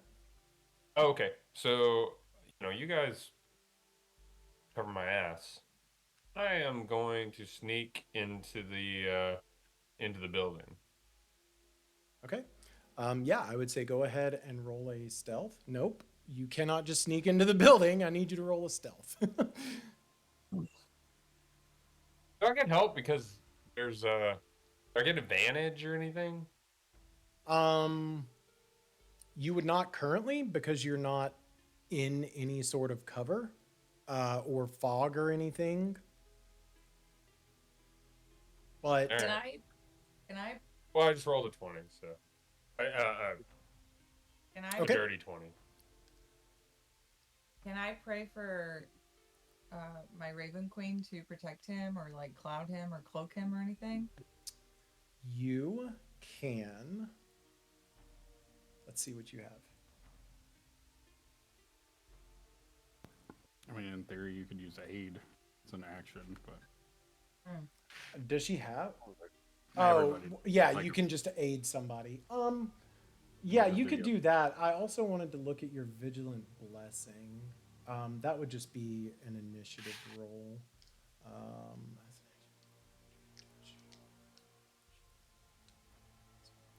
I would say you could also, so you could do one of two things. You could aid, which would essentially be all you are doing this quote unquote round, which isn't an official start to combat. So just be clear on that. You could aid Colby in that, in which case, yes, he would get a boost to that. Or I would also allow you to use your vigilant blessing to basically place your hand on him, pray for him, and give him advantage on his next roll. It's whatever you want to do in that situation. That's what I want to do. I want to give him advantage. Okay. So Naira goes up to him and goes, "Wait before you go. Let me pray for you." And then she prays for a Raven Queen, blesses him. Hey, I think you're gonna be good. Okay. Our So queen will take care of you. I bet she will. And I will. So you won't be able to make it that far. I'm going to ask you to, let's see. I'm gonna ask you to go. Are I'm you going through going? Do what? I'm going through the crap. So you're going over here. Yeah. Okay. Straight. Yeah. 1. Yep, that's fine. Exactly where you're at. Nope. Go Oh. back to where you're at. Okay. Boomer, what are you doing?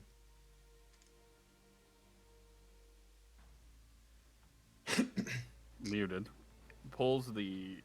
Now that everybody's kind of. I'm gonna step back a little bit. Do I have line of sight to this thing? You currently From here? would, but you would be at disadvantage. That's fine. I Now, Do I have I would also sharpshooter? say, I would also say, just to be clear, you could get to like here and not have to have disadvantage. Okay. Because basically you are essentially 5 feet below, and there's a wall, and there's fog. Here you would be even. You could kind of see above most of that. That's fine. So I was there. 5. I'll give you, I'll give you wherever you want to go on that area. Okay. Still back. Yeah. And what I'm gonna do is I'm like just gonna hold like a sharpshooter shot. So like he as he walks over there, he like peels that like eye patch off, and like the runes in that eye just like light up. Yeah. And then I'm just gonna hold it until like I see something basically like if it attacks at like Love it. Yeah. Boone as he's like going up there. Yeah. No. Beautiful. Beautiful. Morro, Naira, give me a perception check. Okay. 13. Yeah, 20 bitches. 22. Love it. Naira, you see this man that you were tasked with kind of aligning yourself with and helping do the deed of the Raven Queen. You see this man walk over to your right, and as he does, he pulls up his eye patch, and from that, you see a blackened, solid black eye made from a material that you have never seen before. It is foreign to you, and it is so intricate and interesting that you actually like gasp for air. You have never seen anything like this material that is in this man's eye. And as you begin to look at it, purple runes begin to light up within it. It is the sign of the Raven Queen helping him and being there to aid him. Oh my god, my Raven Queen. So And then he turns the gun sideways so you know he means business. love it. Love it. Okay, so Gangster. as you all are doing this, beautiful. Okay. Booth, or Cyrus, sorry, whatever. I need you to make another stealth roll for me. Son of a bitch. Stop. And you will have advantage on this from the vigilant blessing that Naira placed on you from the Raven Queen. Okay, so I threw a 19, and I'm glad I did advantage because the next one was a 1. Okay. So yeah, with a 19, you are able to sneak up. You do have to go through this crack. So you're going to go 1, 2, 3. Is your movement 30 feet? I think so. Check. Movement's 30. 30, yeah. Okay. So 1, 2, 3, 4, 5, 6. You can get right here. I get right here? No, here. You can get right there. Oh, So okay. you get to there. Anybody else doing anything right now? Or are you still just kind of holding for Cyrus? I'm just holding, but I'm moving up closer to the wall, kind of where the crack is. Okay, I would say if you wanted to get beyond the crack and go further, you're more than welcome to, because you didn't move that last quote-unquote turn. Yeah, I'm no, gonna for now, move- I'm just behind. Okay. the wall. I'm gonna move up with Morrow. Okay. Gotcha. Yeah, so both of you kind of hug that wall. Like I said, it's about 3 feet. Naira, actually, both of you, you're kind of on a ledge. So you're kind of like doing that thing that you would do in high school where you kind of like put your hands up and you're sort of like peeking up over the hill, but you're still kind of at like a little, like, height disadvantage there. So 3. Okay. Okay. So, in this instance, as you all are sort of getting into position and moving around as you are, you see the manticore begin to, it is still hell-bent on getting into this lighthouse, this windmill, excuse me, and it pulls, it is mad now, and it flaps its wings over. As it begins to flap, it actually dissipates the fog cloud. The wind is strong enough to where it moves and it gets rid of the fog cloud. Cyrus, your cover is now gone. The manticore right up above you. It is hovering 20 feet away and 10 feet above you. You are scared. But the manticore doesn't see you as it moves over to the backside. And again, I will get you. With that, give me another stealth check. Okay.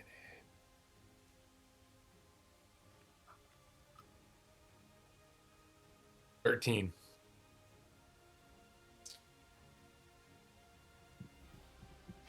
This is fun.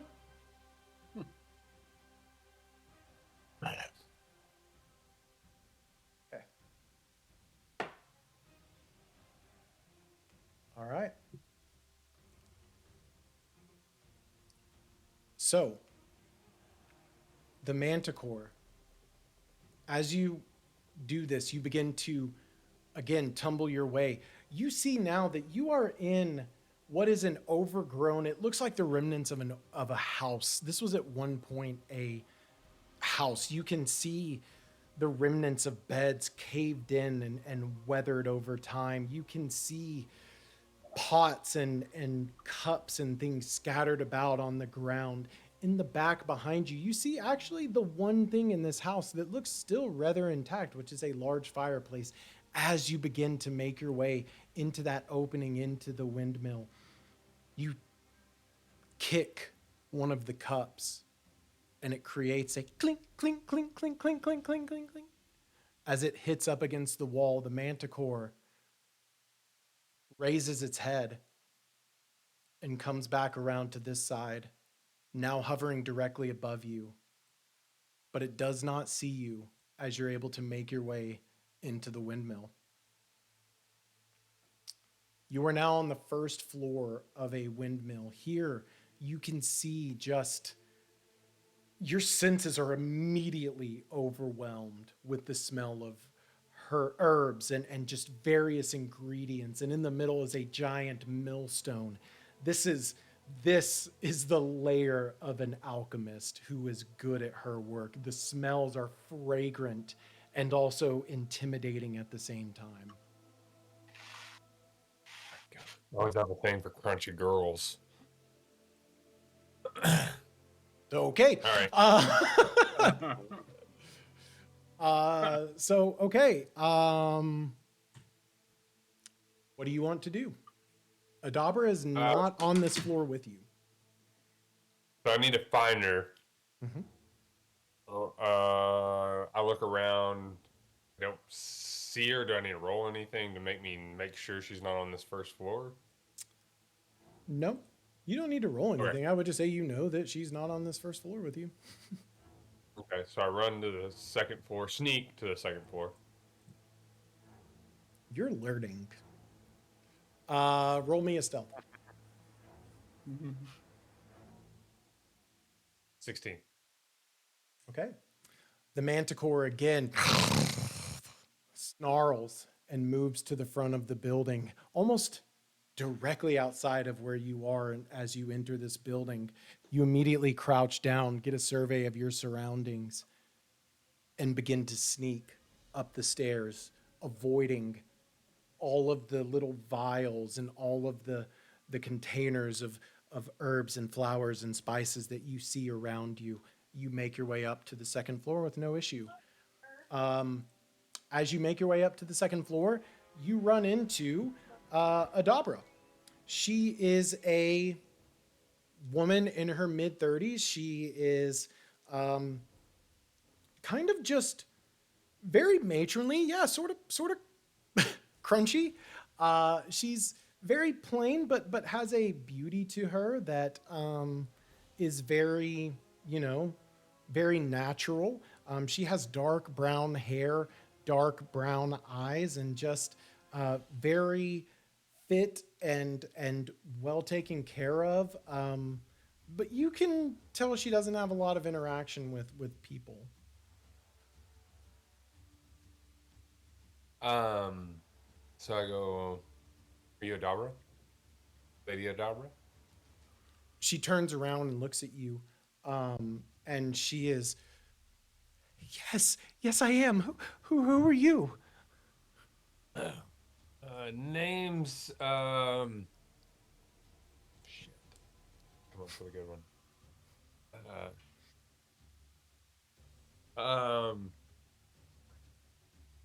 Crowley. Okay, Crowley, why are you here? How heard are you had you a manticore. here? Heard you had a manticore problem. Just then you hear a. Yeah, I have a manticore problem. So, what do you do to piss him off? Nothing. I was sitting here just working. I was creating a potion, and all of a sudden, this beast flew in. And it's hours. I can't seem to get rid of him. You have no clue why he's here. What? What? No. No? Okay.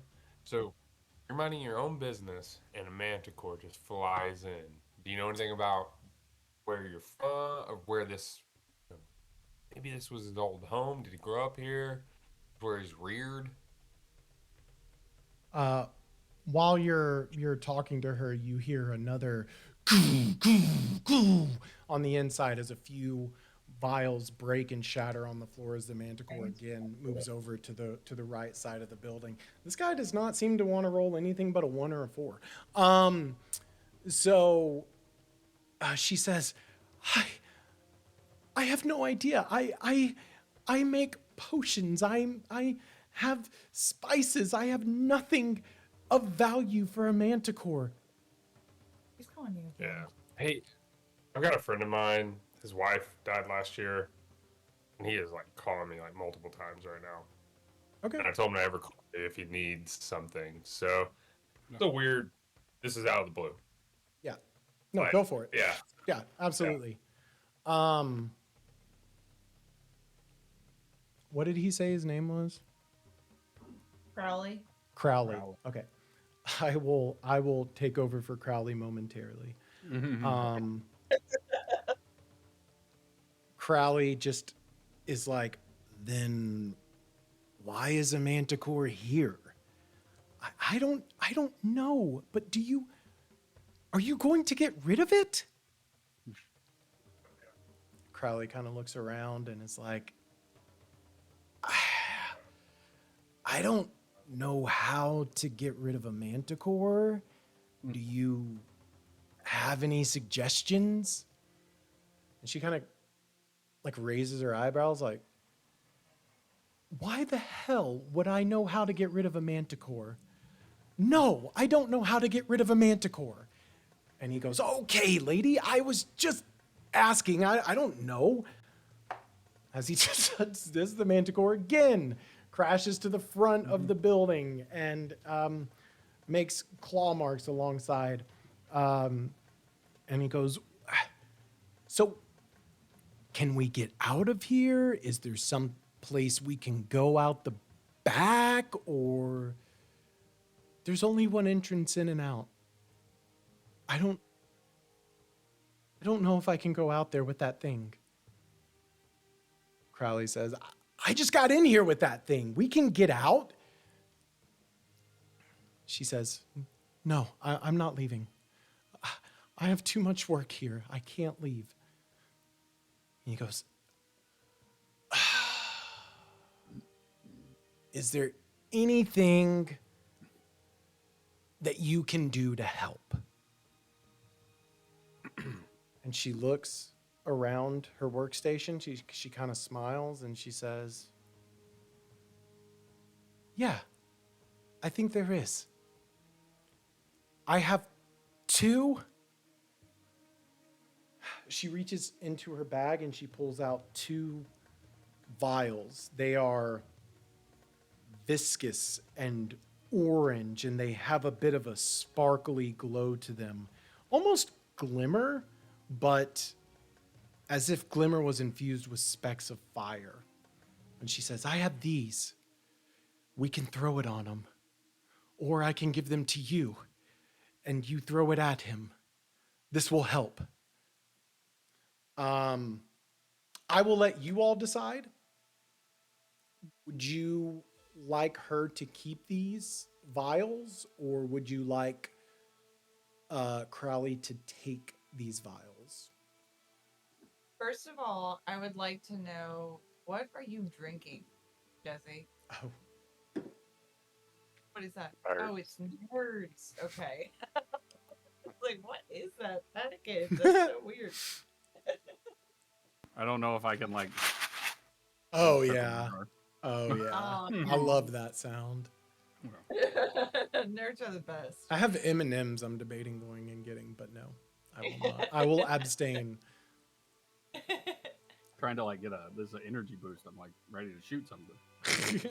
I'm ready to fight. Like, Okay, so yeah, Alright. do y'all want to, again, do you want her to keep these, or do you want to have her give them to Crowley, or do you want maybe a 1-on-1 situation? Like, what do you... She says that she can help, but I yeah, assume he would ask her what they are. she would say, they're fire. Alchemist fire. hmm, They're basically Molotov cocktails. we don't know that she has them. You But all, I you would- 3 don't know, but yeah, you can decide for I Crowley. would say that for Colby, I would 100% know that he would want them Okay. and he would take them. Okay. So she is So- going to give. I'm going to go into his character and add 2 Alchemist's Fires. But I will say, the me in this relationship wants to say that she keeps them because then she gets some sort of way to help us with the fight. So I'm gonna Can I override Colby? So here's what I would say.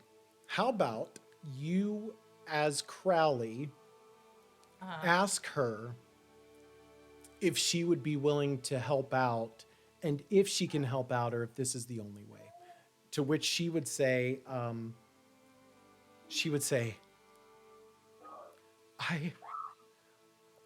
would be too scared to join. You take them. You'll do better with them. Okay, perfect. Yeah. That answers everything. Thank you. She's basically saying she'd help, but her throws might be at a disadvantage because she's just chunking them out the window because she's too scared to look down. Right. So, once again, dude, this is ridiculous. Can I roll anything? Of course that one is, but I'm not going to take that. So the manticore again stays on that front wall, but just kind of moves over a little bit. So Ira turns to Morrow and says, he's not coming out. Nobody's coming out. I think we're going to have to go in there. I would say let's. I know he hasn't been too sneaky so far, but let's give him a chance to prove if he can get out or not. Okay. but be ready to attack. Hmm. Where's the gunslinger? Yeah, you look over and you He see looks- Boomer. he As looks you like ask he's this, you look frenzied. over and see Boomer. He's just like, and he's just like sitting there with the gun cocked. Like, there's one ready to go. Boomer, what do you see? I see a big fucking manticore. I'm not Should gonna we? pop. He's inside. So I'm going to roll. Crowley is now resigned. You're going to have to fight this manticore. So he is going to try and sneak back out and over to you. I'm going to roll 17. So I would say with that, Crowley gets to the front door. He's able to sneak back down. Okay. Ooh, I need to roll that against the manticore because that's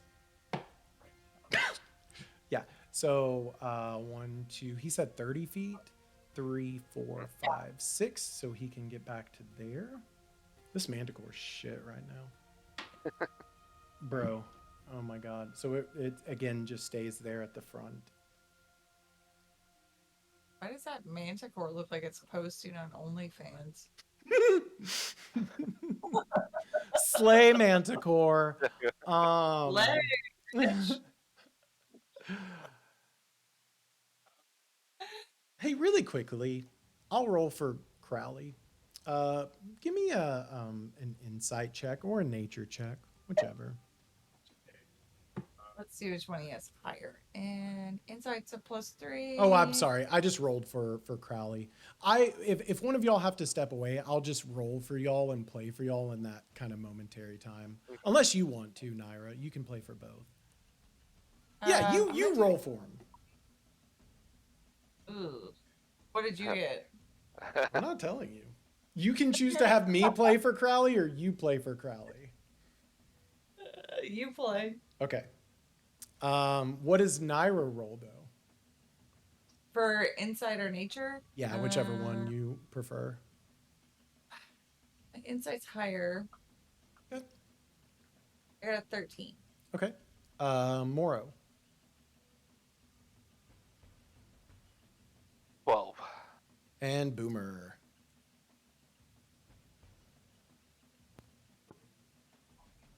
Not great. 12. Okay. Crowley rolls the highest with a 15. And what I would say is Crowley notices something. Or actually, from his years of being on the coast and, you know, walking up and down, he's fought a lot of creatures. Manticore, never, but he has heard of them. And he does know they are above average intelligent creatures. And something that you would all know with your rolls, you've heard it speak common. Ah. So, with that, I am going to roll another Crowley stealth roll to see if he gets back to you. Okay. I'm gonna go pee really quick. Okay. I'm going to Everything's tell okay. you all that was low. I rolled a 10 for stealth. So,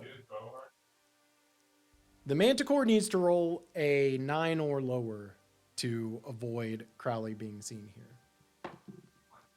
That hit my book funny. Okay. So, as Cyrus, blah, blah, face, whatever, Crowley begins to make his way back to this low section. I'll just go 1, 2, 3, 4, 5. I'll give him this. As he does, Crowley jumps over the wall that is only about a foot high. You don't know why he jumped. Makes no sense to you. Morrow, as you're standing right there, you look over to your left and see Crowley almost in the clear and back to you all. He jumps over this 1 foot stubble of rubble of rock on the ground. And as he does, his foot kicks it, and his rapier actually clings against the rock. And for the first time, the manticore notices that someone else is there. And I am going to need everyone to roll for initiative. 17. Okay. 22. Okay. Hell yeah. Hell yeah. Okay. Okay. And let's see, we've got Boomer 22, Morro 17. Okay. Okay. That's all. That's a lot of. Okay. All right. Okay. Okay.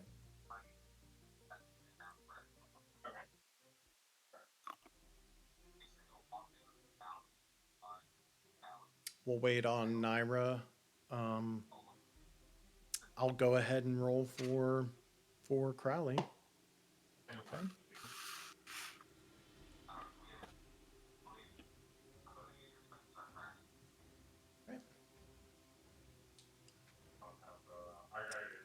Boomer, I can basically tell you, you can go ahead and figure out what you want to do first.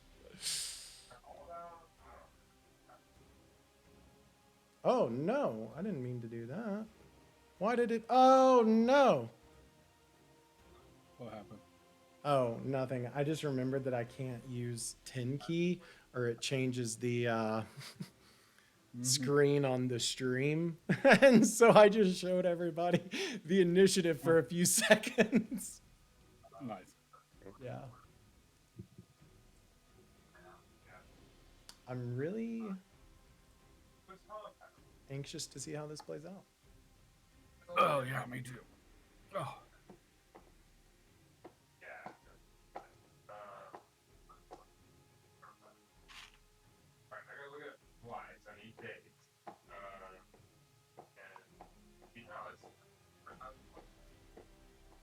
I guess I also should be looking at Colby to figure out what he can do. God, he has a bunch of weapons.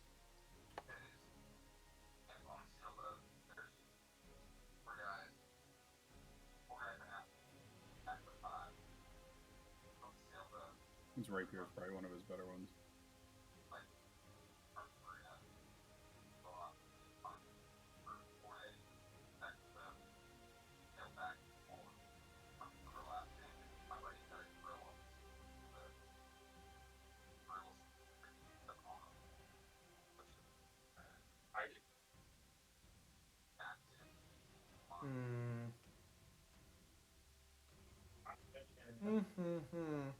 Yeah, it looks like the rapier is his best one. Jesse, I have a hey, Naira. Yeah. So, unfortunately, as Crowley was making his way back, he triggered the drawl of the manticore, who turns to you all and is like, new friends to play with. And we are now in initiative. So I need you to roll for initiative. I've rolled for Crowley. Jesse, I need to ask you a question. Rogue, their daggers do not automatically return. That is a magic item that Vax has, correct? Like a belt that he has them. Okay, that's what I thought. Beautiful. Okay, so here we go. Top of the order is going to be Boomer. Boomer, this manticore, it turns and it looks at you and it smiles a toothy grin. And now you get a good look at its face as it is a large eagle-like wingspan, a giant eagle, if you will, on the body of a lion. But a lion's face, it's almost been distorted, and a toothy, crooked grin appears as it looks at you all, and it says, "Hello, friends."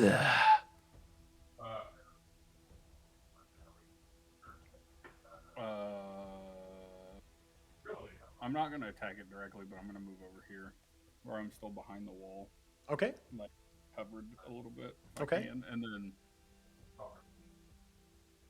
um that's funny. I'm gonna hold an attack until it gets onto somebody, basically. So like if it moves into the vicinity to either try and grab or like stop people from coming through. Okay, so you're going to reserve your attack until it basically goes to make an attack, and then you're going to basically react. Yeah. Use your turn to react. Okay.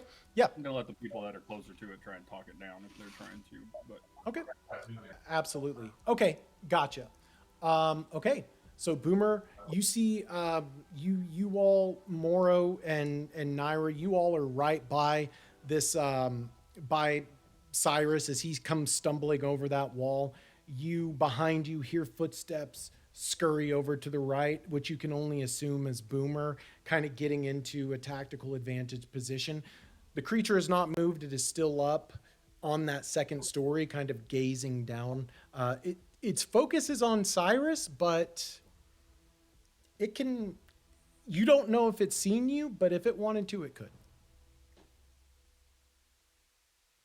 I forget what when it saw. It said something like, I forget what he said. It said new friends. Okay. And I'm up, right? You are. Yep. Oh, okay.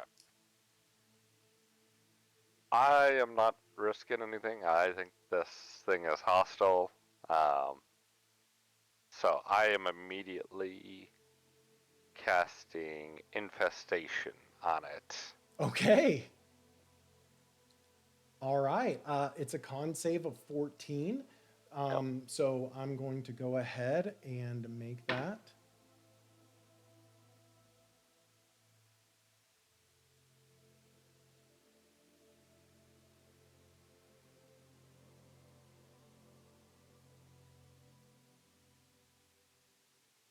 So it did make it save. I'm trying to determine if it still suffers any sort of damage or disadvantage on it. Nah, I don't think it does.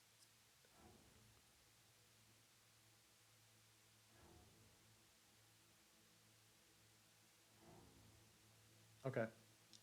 Yeah. So you again clutch your totem in your hand, drawing on that power, and as you do, your hand seeps up. But this time, instead of that gray, smoky cloud that started to form around your arm, instead, it's almost as if you're a furry creature. It's almost as if the various bugs and mites that are within your body crawl up your arm, and you spray it out in a fury at this manticore, and the manticore playtime with friends as it suffers no damage. Okay, is that all you are doing? Now as a bonus action, I assume it's, or after that attack, is it look like it's kind of focused on me? Or is it just again, it's sort of general, looking in this just cone. looking our direct Yeah, way? so it's looking in a cone. I would say right now, based on the cone that it's looking at, it is sort of centered between you and Cyrus. Naira, it can see you in its periphery, but it's not looking at you, where it is kind of like it knew that Cyrus jumped over that. It saw you attack and kind of dodged a little bit. So it's sort of kind of, its eyes are going back and forth between you two. Okay. Then I'm going to use my bonus action and use Hidden Step Okay. to turn myself invisible. Okay. Very cool. All right. So yeah, you shoot this out, and before it even gets to the manticore, you are sort of making yourself invisible as it. Is there a save or anything on that to see you, or is it just you are hidden? Bonus action, you can magically turn invisible until Okay. the start of my next turn. Yeah, so it would be just see invisibility. Okay, Yeah. yeah, perfect. So yeah, as the manticore rears back to avoid this hit of the mites, it looks back but it doesn't see you. It's gone. So its attention is back towards Cyrus. Okay. That is Moro's turn. Naira. Okay, so I am. Where is Cyrus? Cyrus is about, let's see, from you, he's about 15 feet away. He just came over that like 1 foot sort of stone. Zero. Yeah. Gotcha. I guess I will, since I'm so far away, I can use my short bow. Yeah, you're currently about 30 feet and it is up, so Pythagorean here. yeah, a little bit. Can I hit it from where I'm at, or do I need to Yeah, move? absolutely. Okay, I guess I'm gonna use my short bow. So roll.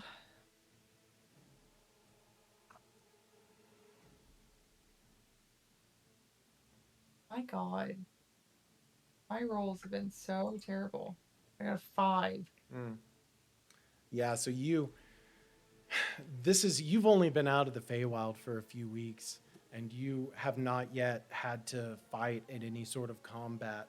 And so as you go to pull back your bow, you sit there and steel yourself, your training kicks in, but as you go to release, you realize that you're scared shitless, and it just kind of flies off and hits the side of the windmill. Yeah, do you want to move or do anything else? I will move closer to Cyrus. Okay. All right. So you move over to the wall, you kind of hunker down a bit and just kind of split your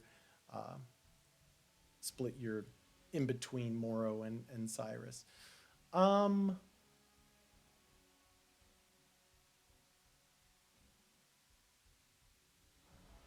All right, did you get a new tattoo? No, I've had these. Oh, I don't think I've seen that one. The Which one on one? your wrist. That one. This one? Maybe I just haven't seen you in a while. Maybe. Yeah, maybe not in person. Oh, they're cool. Huh? I like them. They're cool. Well, thank you. I'm hoping to get a couple more after Q1. Need bonuses. Yeah, that's kind of what I do is like if I can get a bonus, I'll get one. That's cool. Yeah, thank you. Cyrus is also going to hold.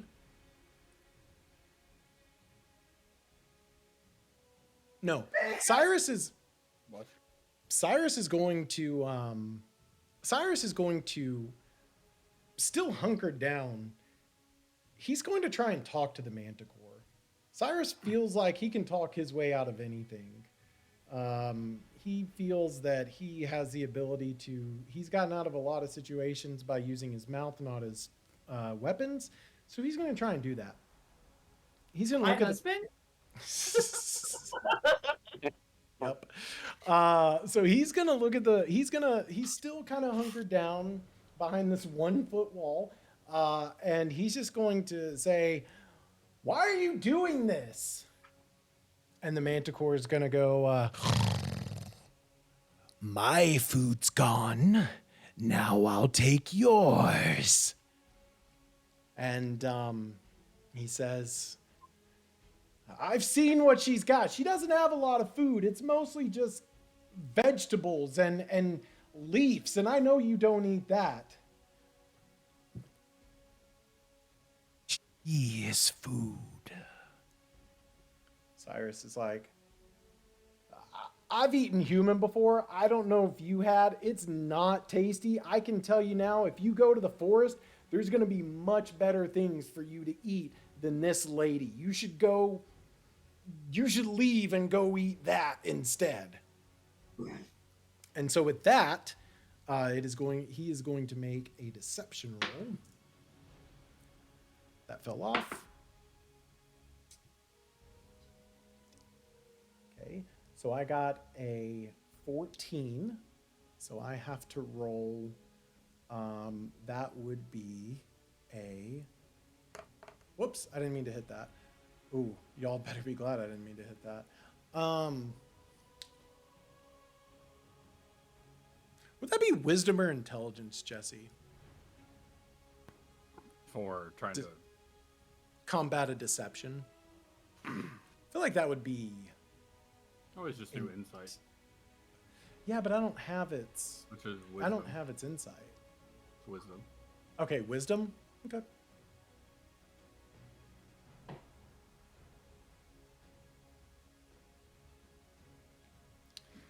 It looks back and says, "Maybe I'll eat you instead." And he is not able to successfully tell that manticore to go away. So I wish he tried. he tried. So with that, that is his turn. With his bonus action, and here's what I will say regarding potions. If you want to give somebody a potion, that is an action. If you want to take a potion, you can use movement or a bonus action to do that. I'm not going to make you take your action to drink a potion, but if you're going to give somebody a potion, that will take a full action. So with that being said, he's going to use his bonus action, Cyrus is, to actually pull out one of those alchemist fires to hold in his hand ready to throw or get rid of. With that, the manticore is going to hop down. So it basically it's flying up about 10 feet. It comes to the ground and it slowly begins to walk towards you one step at a time. And it says, "Why would I eat one human when there are 3 right here?" And as it does,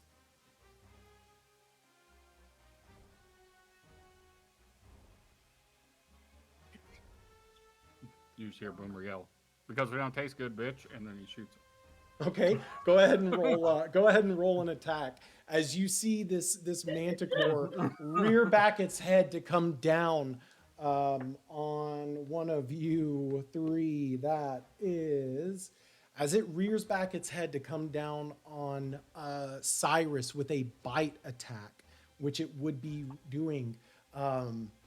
You see Boomer roll back. What is that? Nat 20? The natural 20. Hell yeah. Hell yeah, dude. Okay, so go ahead and roll your damage, multiply it by 2, and then add whatever modifier you would have to that. That's a sharpshooter shot. That's a sharpshooter. So what is that? Plus 10? Plus 10. Holy shit, this is going to be good damage. I rolled. I didn't know that was a thing. I rolled a 5. Okay, so 5. 10. 10 for 10. that. Do you have any extra? Yeah, so it's a plus 4, Okay. plus 10. So 24 points of damage. As you all see this manticore very cockily stroll right up onto the 3 of you and make this statement about how you are going to taste good, you hear Boomer come back and with a dad joke, fire a shot that goes straight into the cheek of the manticore as it lifts its head up to make a bite right through the cheek. And you hear it just as it does 24 points of damage. Fuck yeah, man. He just spins the chamber on that, locks it back into place. All right. Ah, shit, I did it again. Okay. Beautiful shot. Okay. So the manticore, already having to try and bite down at an angle over this wall, is going to roll its attack after just getting shot in the face. And I'll go ahead and tell you it now with disadvantage. The first bite attack is going to miss entirely. As it's hitting the jaw, it tries to shake it off and bite down at Cyrus, but Cyrus is just too far away, and it actually kind of hits its teeth on some stone. As it rears back again up off its hind legs, it's going to make 2 swipe attacks. One at, trying to think, one at Naira and one at Cyrus. So both of these again at disadvantage. You're a little too far away from them. Oh, thank God for disadvantage. What is Cyrus's? Okay, so he's got a 14 armor class. That misses the first claw strike, just swipes down, misses. However, the second claw attack is going to come down on Naira, and that does hit.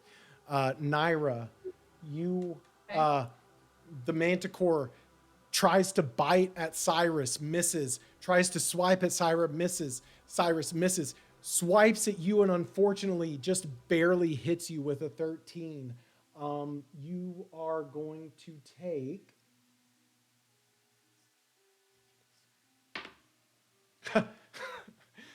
You are going to take 4 points of slashing damage only. All right, 1, 2, 3, 4. Hold it. So is it? Yeah, is it? It gets Naira for 4 points. And that is a Manticore's turn as Boomer. You just fired off a massive shot into the face of this Manticore that is very clearly ready to attack now. Works so well. And actually, I apologize. The Manticore is going to step back five feet away from the people that he just attacked. It's kind of reeling a little bit after the disappointing display it just threw out. I'd be upset about that too. So 21 to hit. It's 18 plus 3. Yep, that'll hit. With another sharpshooter? Yeah. I'm sharpshooting every time, homie. Wait, hold up. Okay, I just want to Unlimited. something. I can't wait for Jesse to be able to put on his name that he's the Manticore killer. No shit. Hold up. I need to check something really quickly. Let's take it away from Bowstag. You rolled an 18 with a -5? No, so it is and my 18 that I rolled on my dice plus 8 for my normal attack. Oh, minus and then you're 5 subtracting 5. Got it. Yeah. Holy shit, dude. Okay. Around when I make characters. Yeah, that's fucked up. Okay, yeah, that hits. Another sharpshooter. Go ahead and roll damage. So I just rolled a 1, so it's 5 damage plus 10, so 15 Okay. on that one. Again, you see Boomer. You see Boomer lining up, reloading, lining up. As he does, this Manticore, it's reeling already, and as it starts to go back a little bit, its wings sort of shaking, right through one of the wings into one of the forearms of the Manticore as it is hurting. God, I wish you changed. I just think of my dad the entire time. Because your dad's cool. Awesome. Beautiful. Beautiful shot. Anything else you want to do? You just from that distance they probably wouldn't hear it, but he starts doing his little this is done prayer. Beautiful. Yeah. So you all wouldn't hear it, but Boomer, you lower your head and you just start rehearsing or saying a prayer that you have said many times before, and you say, I believe it's the however long it takes you. I have.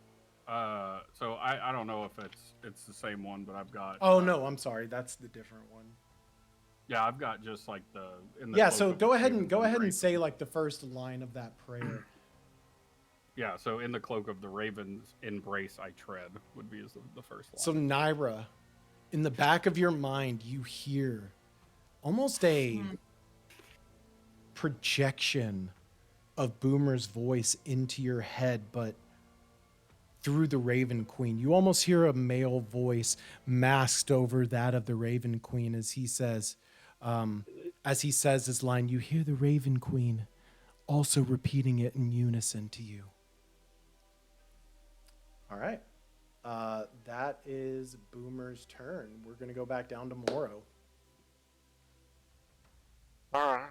So, yeah, I see these 2 hits and they kind of back off, so I think we're feeling a little safer, so I come out of my invisibility, trying to cast another spell, and I'm going to send another infestation spell at it.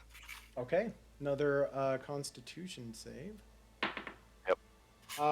This time it does not make its Constitution save. So, Nice. D4. It's 6. It does 6 points of damage, nice. Okay.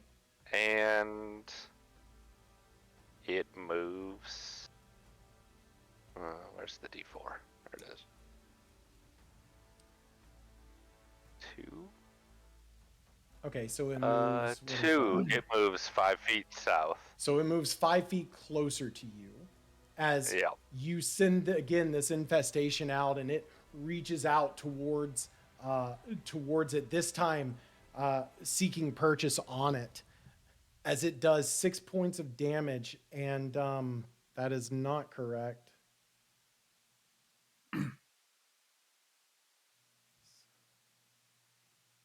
There we go. That was weird. Sorry, y'all. That was really weird.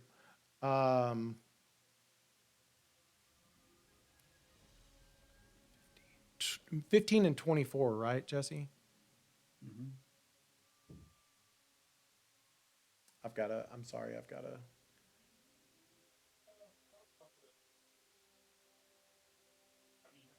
Yeah, okay, we're good. Yeah, as you do another 6 points of damage on it, it flies in its face as it's swiping at it, trying to get it away. Awesome. Your turn? That's it. Okay. Naira, you are up. This manticore is struggling at this point. It is hurting. You all, the 2 shots from Boomer, the infestation thrown in its face from Morro, it is struggling. Okay, I'm gonna do again. Try to do my short bow. Okay. Let's see. 10. 10 does not hit, unfortunately. Wait, am I supposed to be? Wait, I think I'm rolling the wrong die. If you're using your short bow, you can just go over to hit. your actions and then roll that hit dice. Well, I rolled a 10 again, so. Okay. Yeah, so again, you are shaken in what is your first combat as you pull back the bow and release it. This time it doesn't go quite as far off to the side as it did the first time, but it just barely misses the wing of the manticore as it again kind of turns to you and says, "I'll eat you first." Excuse me, sorry. Bless you. All right, so it's Boomer's like, Cyrus's turn. gunpowder's in my face. I can't. It is Booth's turn.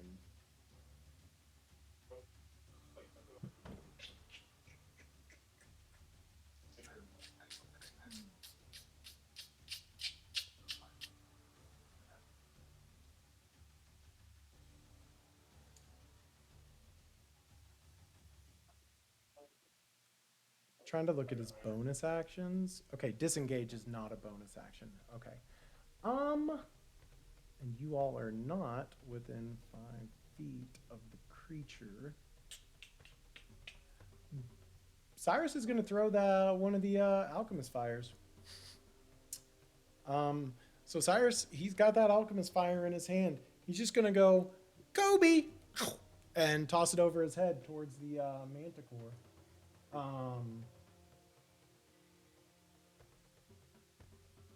Yeah. And it's going to do a whopping 2 points of damage.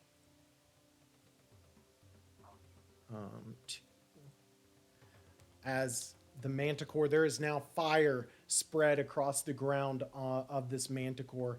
It is now burning and will continue to do so. That's actually, you know what? That's actually not bad because, yeah, it has to, it is now the manticore's turn. And it has to make a dex save currently, which it does make. So it's no longer on fire. But it would take damage from that first, which is another whopping 2. So total, he does 4 points of damage. As the manticore catches on fire a little bit before it's able to put it out. The manticore now...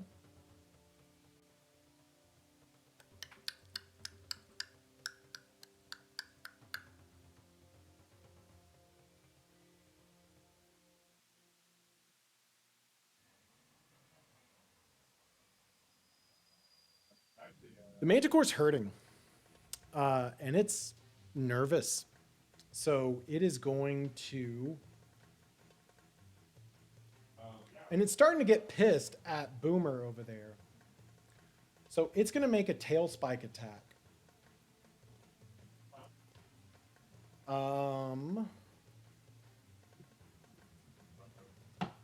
I get in cover because I'm behind the wall? Yeah, you would. Beautiful.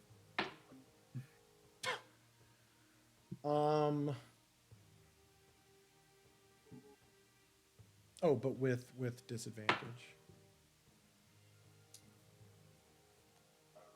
So that is a 23 with disadvantage. The other was a nat 20. Well, at least it's not a crit. Crit could have killed me. Yeah. Yeah, that's fair. And it is a 1...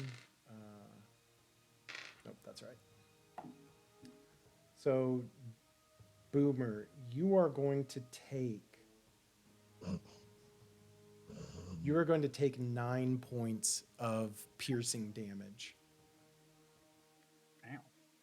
As you see this manticore pissed off, it slings its tail, and you see these spikes fly off of it and over in the direction of Boomer.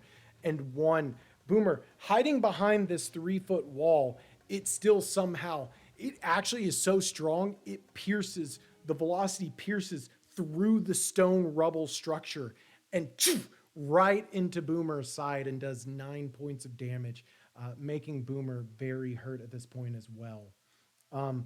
In doing that, it is also going to fly up into the air. It's not sure it can win this fight. So it is up in the air. I would say it's about 25 feet up in the air right now. And Boomer, it is your turn.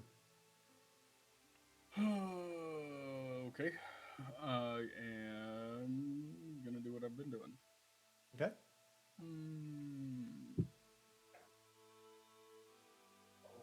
I am in a bonus action second wind though first, just to try and get my health back a little bit. Okay. 1d10 plus 1. Of course. 2. Oh, shit. Fantastic. Shit. Wonderful. At least that wasn't Feels your good. attack. I feel so much better. At least that wasn't your attack. Subtract 3 from the... Subtract. Wait, what? Oh, actually, hold on. This, whatever this ends up being, take 3, so 23 to hit. Or not 3, 5, 21 to hit. That is going to hit. Perfect. Which I've been doing the wrong damage this whole time for my pistol, but it's fine. I'm not stressed out about it.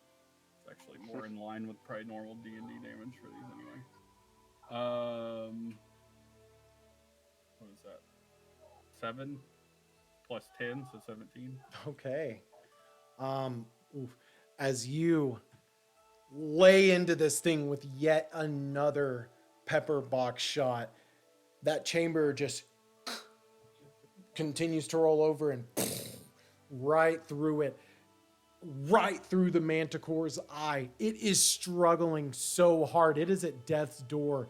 As you say the second line of your prayer, you know that this thing is not long for this world. You want me to go ahead and say it? Yeah, let's go for it. I like the flavor. The next line is a symphony of shadows where the souls have bled.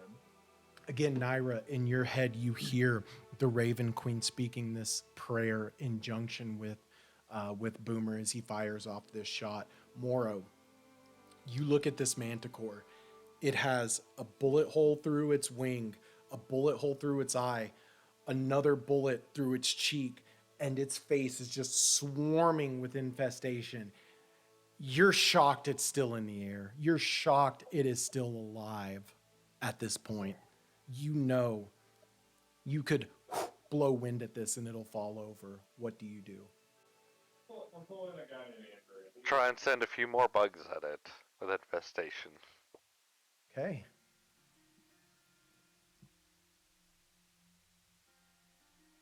You're like that plague scene from Prince of Egypt.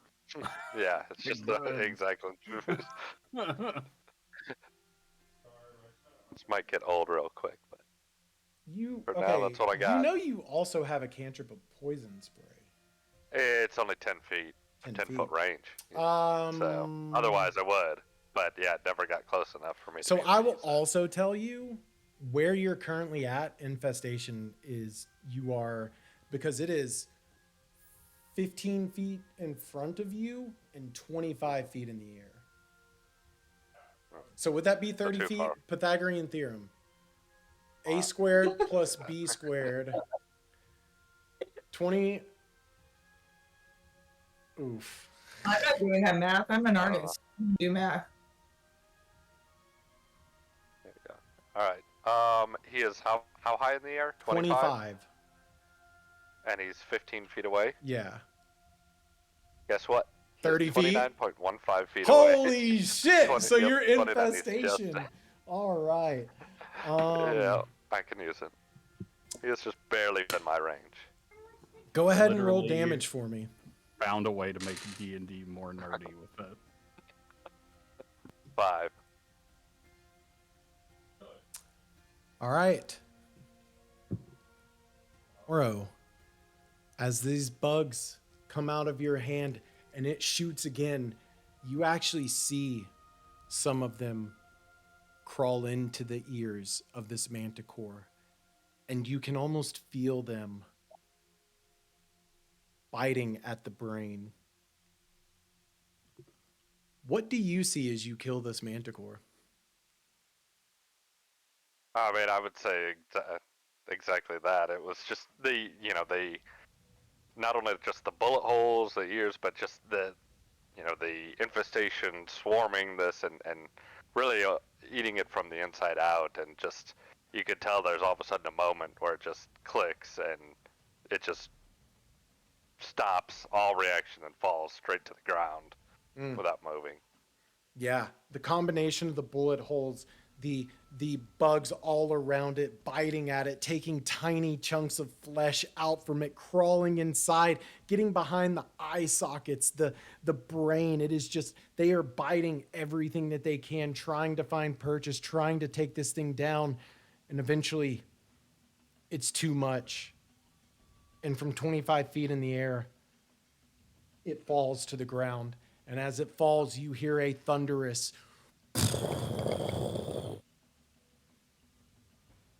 dust begins to cloud up. The rubble that you and Naira are currently behind also crumbles. It is now that 1 foot wall. The force that it fell with was so powerful it took out some more of that stone.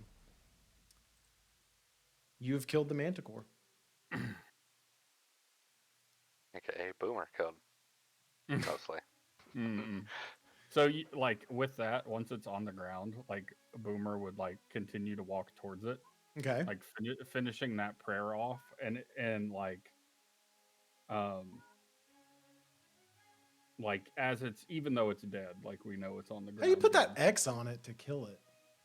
You just click it. It's got, like, it'll pull up the little, like, circle underneath it, and then you can... So you click. It's got the Oh, settings. okay, and, I like, see it. results Yep. or whatever. Okay. There And we Boomer go. like puts the Dawn pistol away and pulls out Dusk as like the final like thing, and like puts the gun barrel to its head, and just I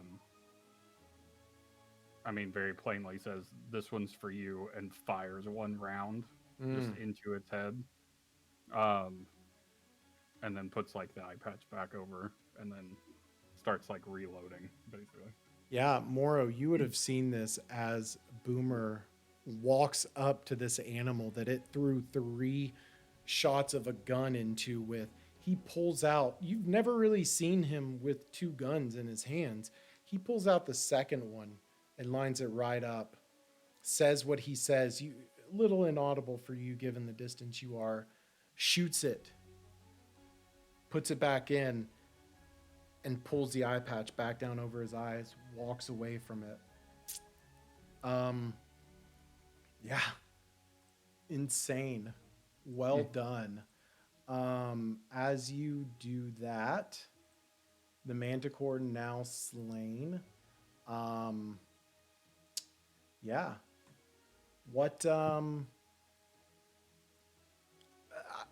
at this point, Adabra comes rushing out from behind from the windmill.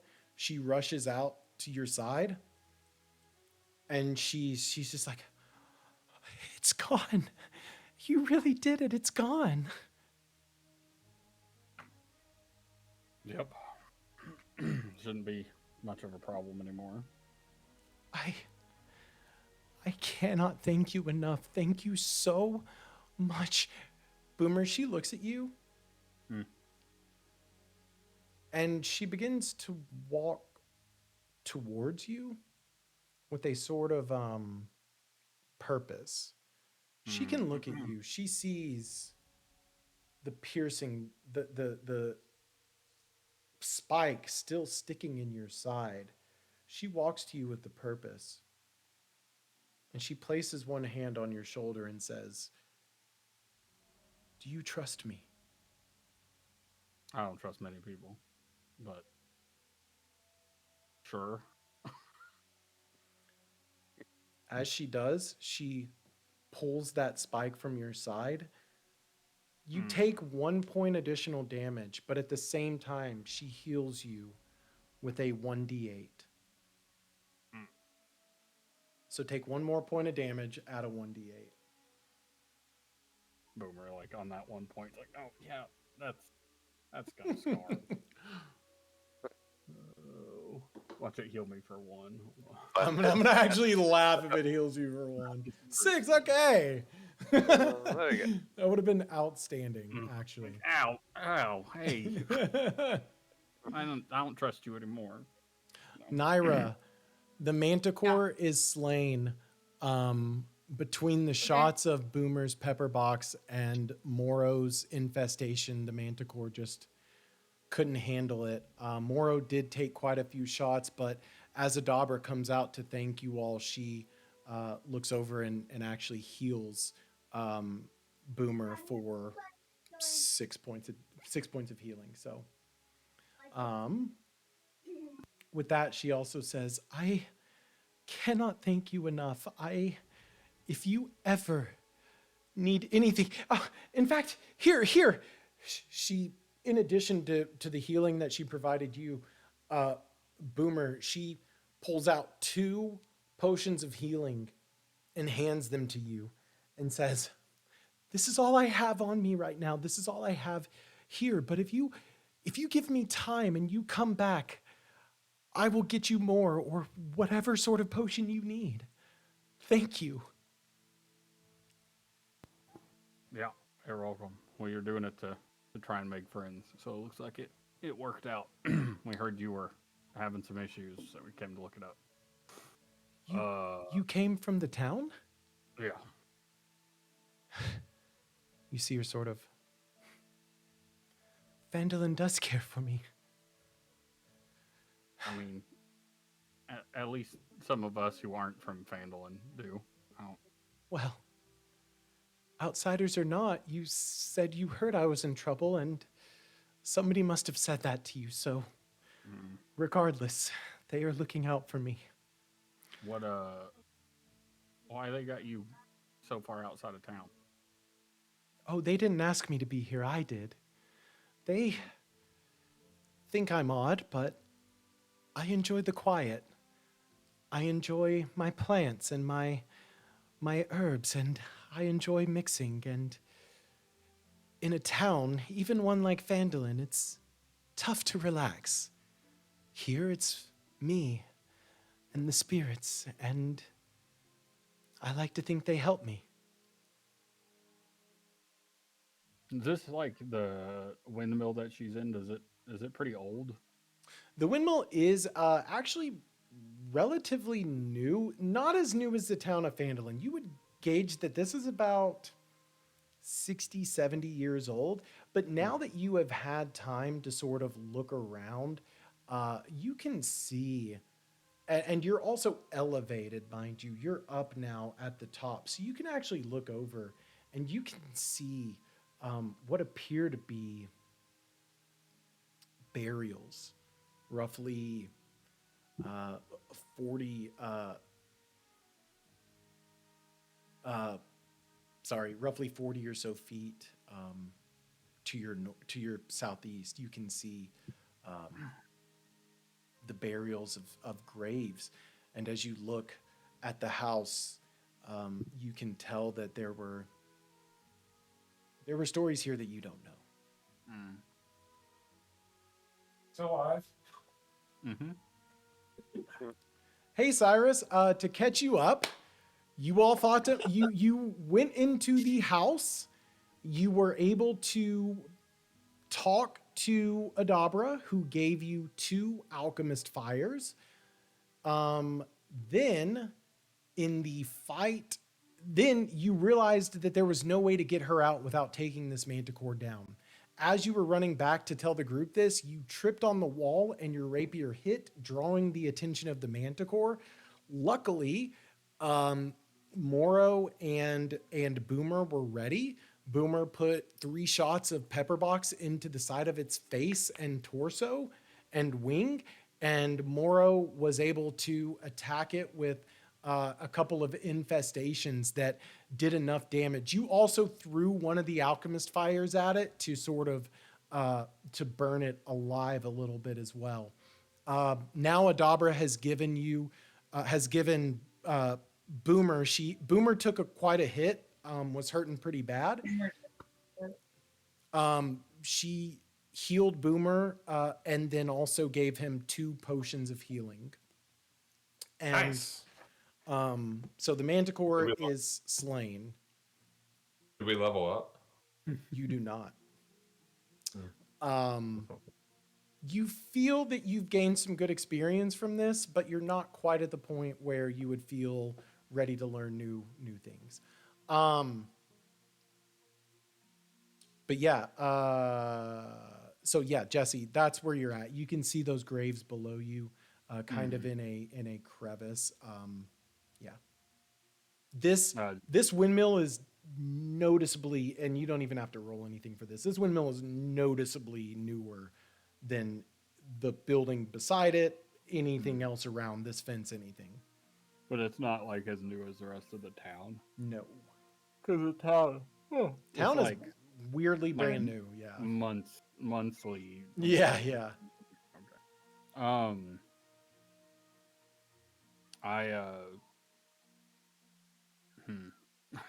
Trying to think of something to ask.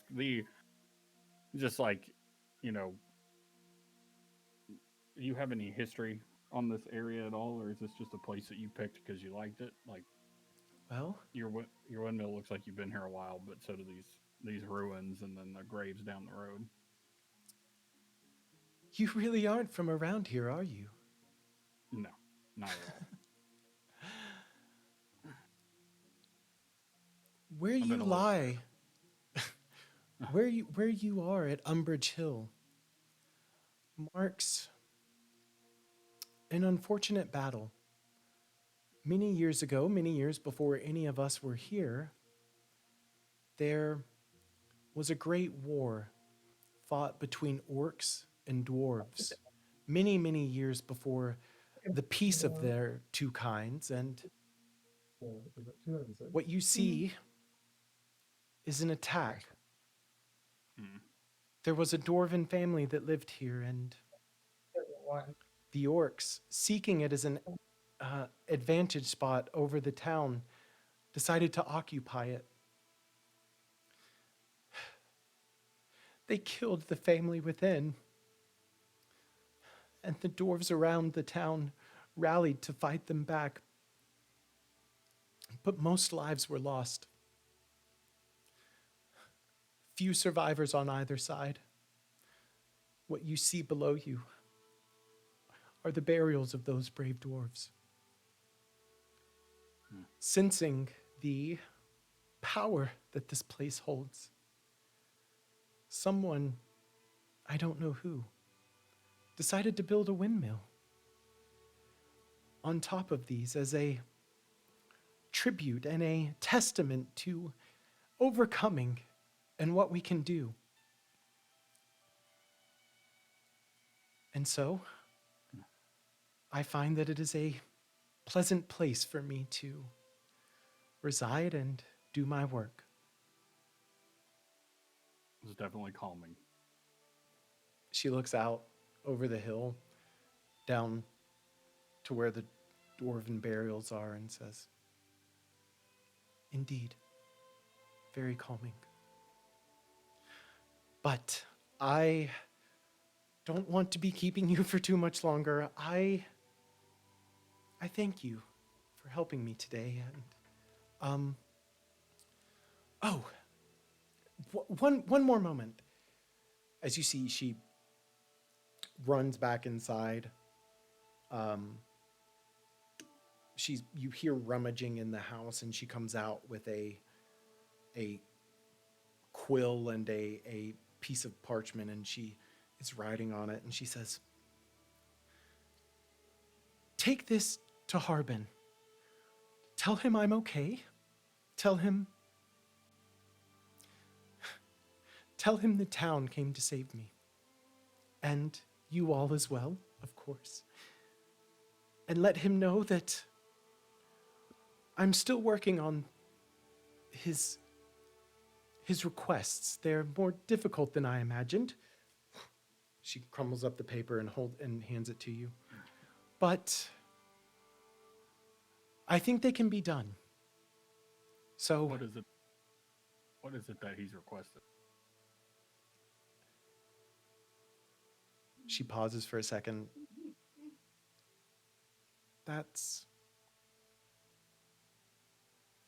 I would rather you ask Harbin himself."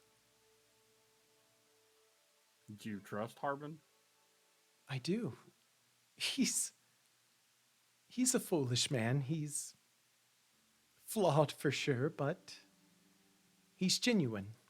He seems to care." Well, he's got some big announcement going on. If you're trying to go into the city anyway, you're more than welcome to come with us. Listen to whatever it is that he has to say. You see her face sort of scrunch as she's thinking. And then you see her face sort of turn to a little bit of like another emotion. You can give me a perception check if you'd like, or an insight check. But she just says, 16. "It's fear, anxiety, sadness, all sort of rolled into one." You can tell her interactions with people are the least favorite part of her life. She is intimidated by people, and the idea of being in a town, when you mention that, she sort of tightens up and gets real anxious. I am curious. in all my years here, I've never heard of him calling a meeting of any sort, but no. If he needs me, he'll send for me. I don't think I can go. But give him this note, tell him I'm safe, and tell him thank you. And the same to you. Thank all of you for helping me. And with that, she turns around and walks back inside. You all have a manticore under your belt.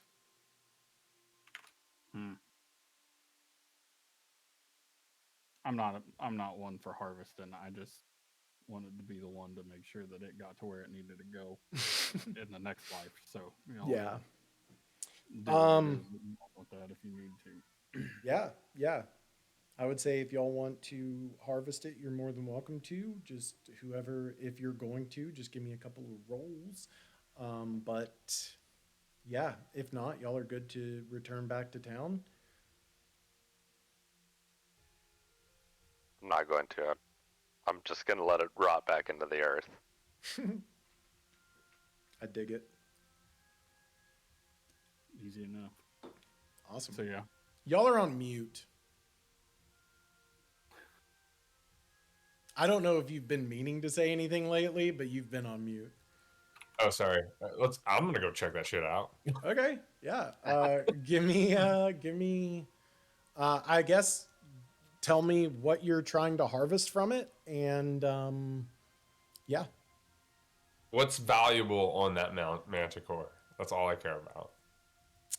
You don't have to roll for this. I would tell you that most beasts, teeth, claws, feathers, those are the main things that are valuable. Okay, I'm gonna go harvest those things. Okay. And try to see if he had anything. Okay. Are you doing it alone, Naira? Are you helping him harvest this beast? Yeah. Okay. Then what I would say is both of you give me 3 nature rolls. Wait, or would that be medicine? Let's go. I think it would be medicine. Let's go. Well, first off, give me oh,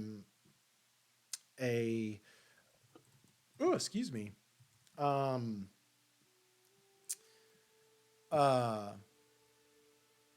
Yeah, just give me a perception check first off.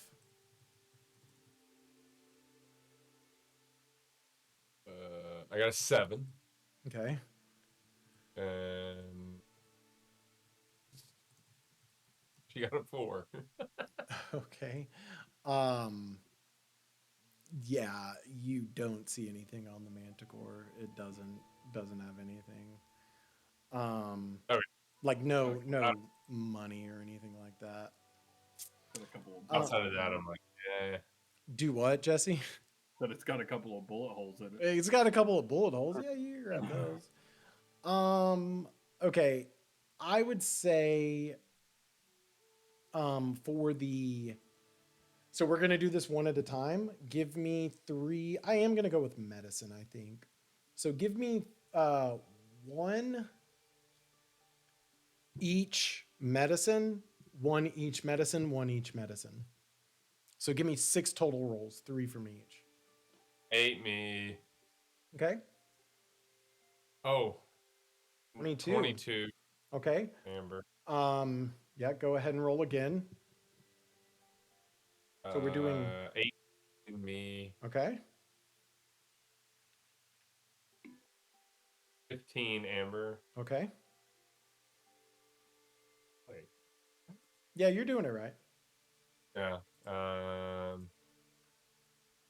17 me. Oh, 3 Amber. Okay. So we're going to go claws, feathers, teeth. On claws, it takes you both about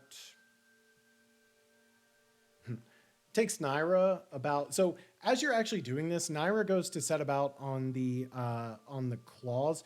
You go setting about on the teeth, and both working as you do, it takes you about 15 minutes for each of those, and you end up with so Naira, or I'm sorry, Wesley ends up with 7 teeth. Naira ends up with 3 claws for those. The feathers, you go to begin to pluck those. You both work on those. That takes you about 10 minutes. And you're able to get 6 feathers. So, what did I say? 7 teeth, 3 claws, 6 feathers. And you can add those to your inventory, try and sell those somewhere. Okay. Perfect. So with that, yeah, Adabra goes back inside. She's handed the note to Boomer, and you all are again free to do what you want to do. I would say at this point it's about 12:20 or so, 12:25. So you know that the town meeting is starting in about 35 minutes. How long? I mean, do we want to call this as? No, I'm done. Oh, okay. you're Yeah, done. yeah. Yeah. Okay.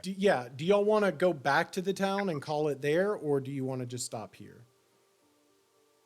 I mean, Go I back think to we the- should Go back pick to up, the town. yeah, Okay. pick up where we're back at the town. Okay. Did I perfect. take any hit points? You did not. It took one swipe at you, or no, it took 2 swipes that you missed. Took a swipe at Naira, hit. It was kind of weird. Touch and But go. huh? Touch and go. Really, the only one that had issues was Boomer. Um, So there's some give and take there.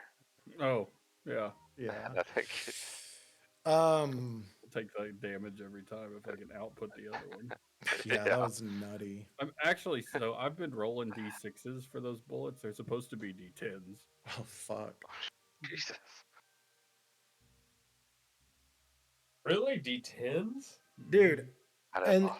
and sharpshooter's just such a crazy trade-off because you're sacrificing -5, but Mm-hmm. Oh, it'll Plus go through 8. a whole process of +8. like, yeah, I have +8 because Where? I have +4 to my dex. It's a dex based weapon, and I have proficiency with it, so I get the extra proficiency bonus. So I get a +6 immediately, plus my You're not fighting proficient in style. Dex. Yes, I'm a fighter. I have my proficiencies with my weapons, so I'm proficient with my pistols. Oh shit, your hit DC +8. Okay. Yeah. So I subtract a 5 with my sharpshooter, so it's a +3. And I get +10 damage. And Damn. Listen, it's high risk, high reward. It's the same thing as like Great Weapon Master. Well, Dude, that's insane. Yeah. Hmm. Very cool.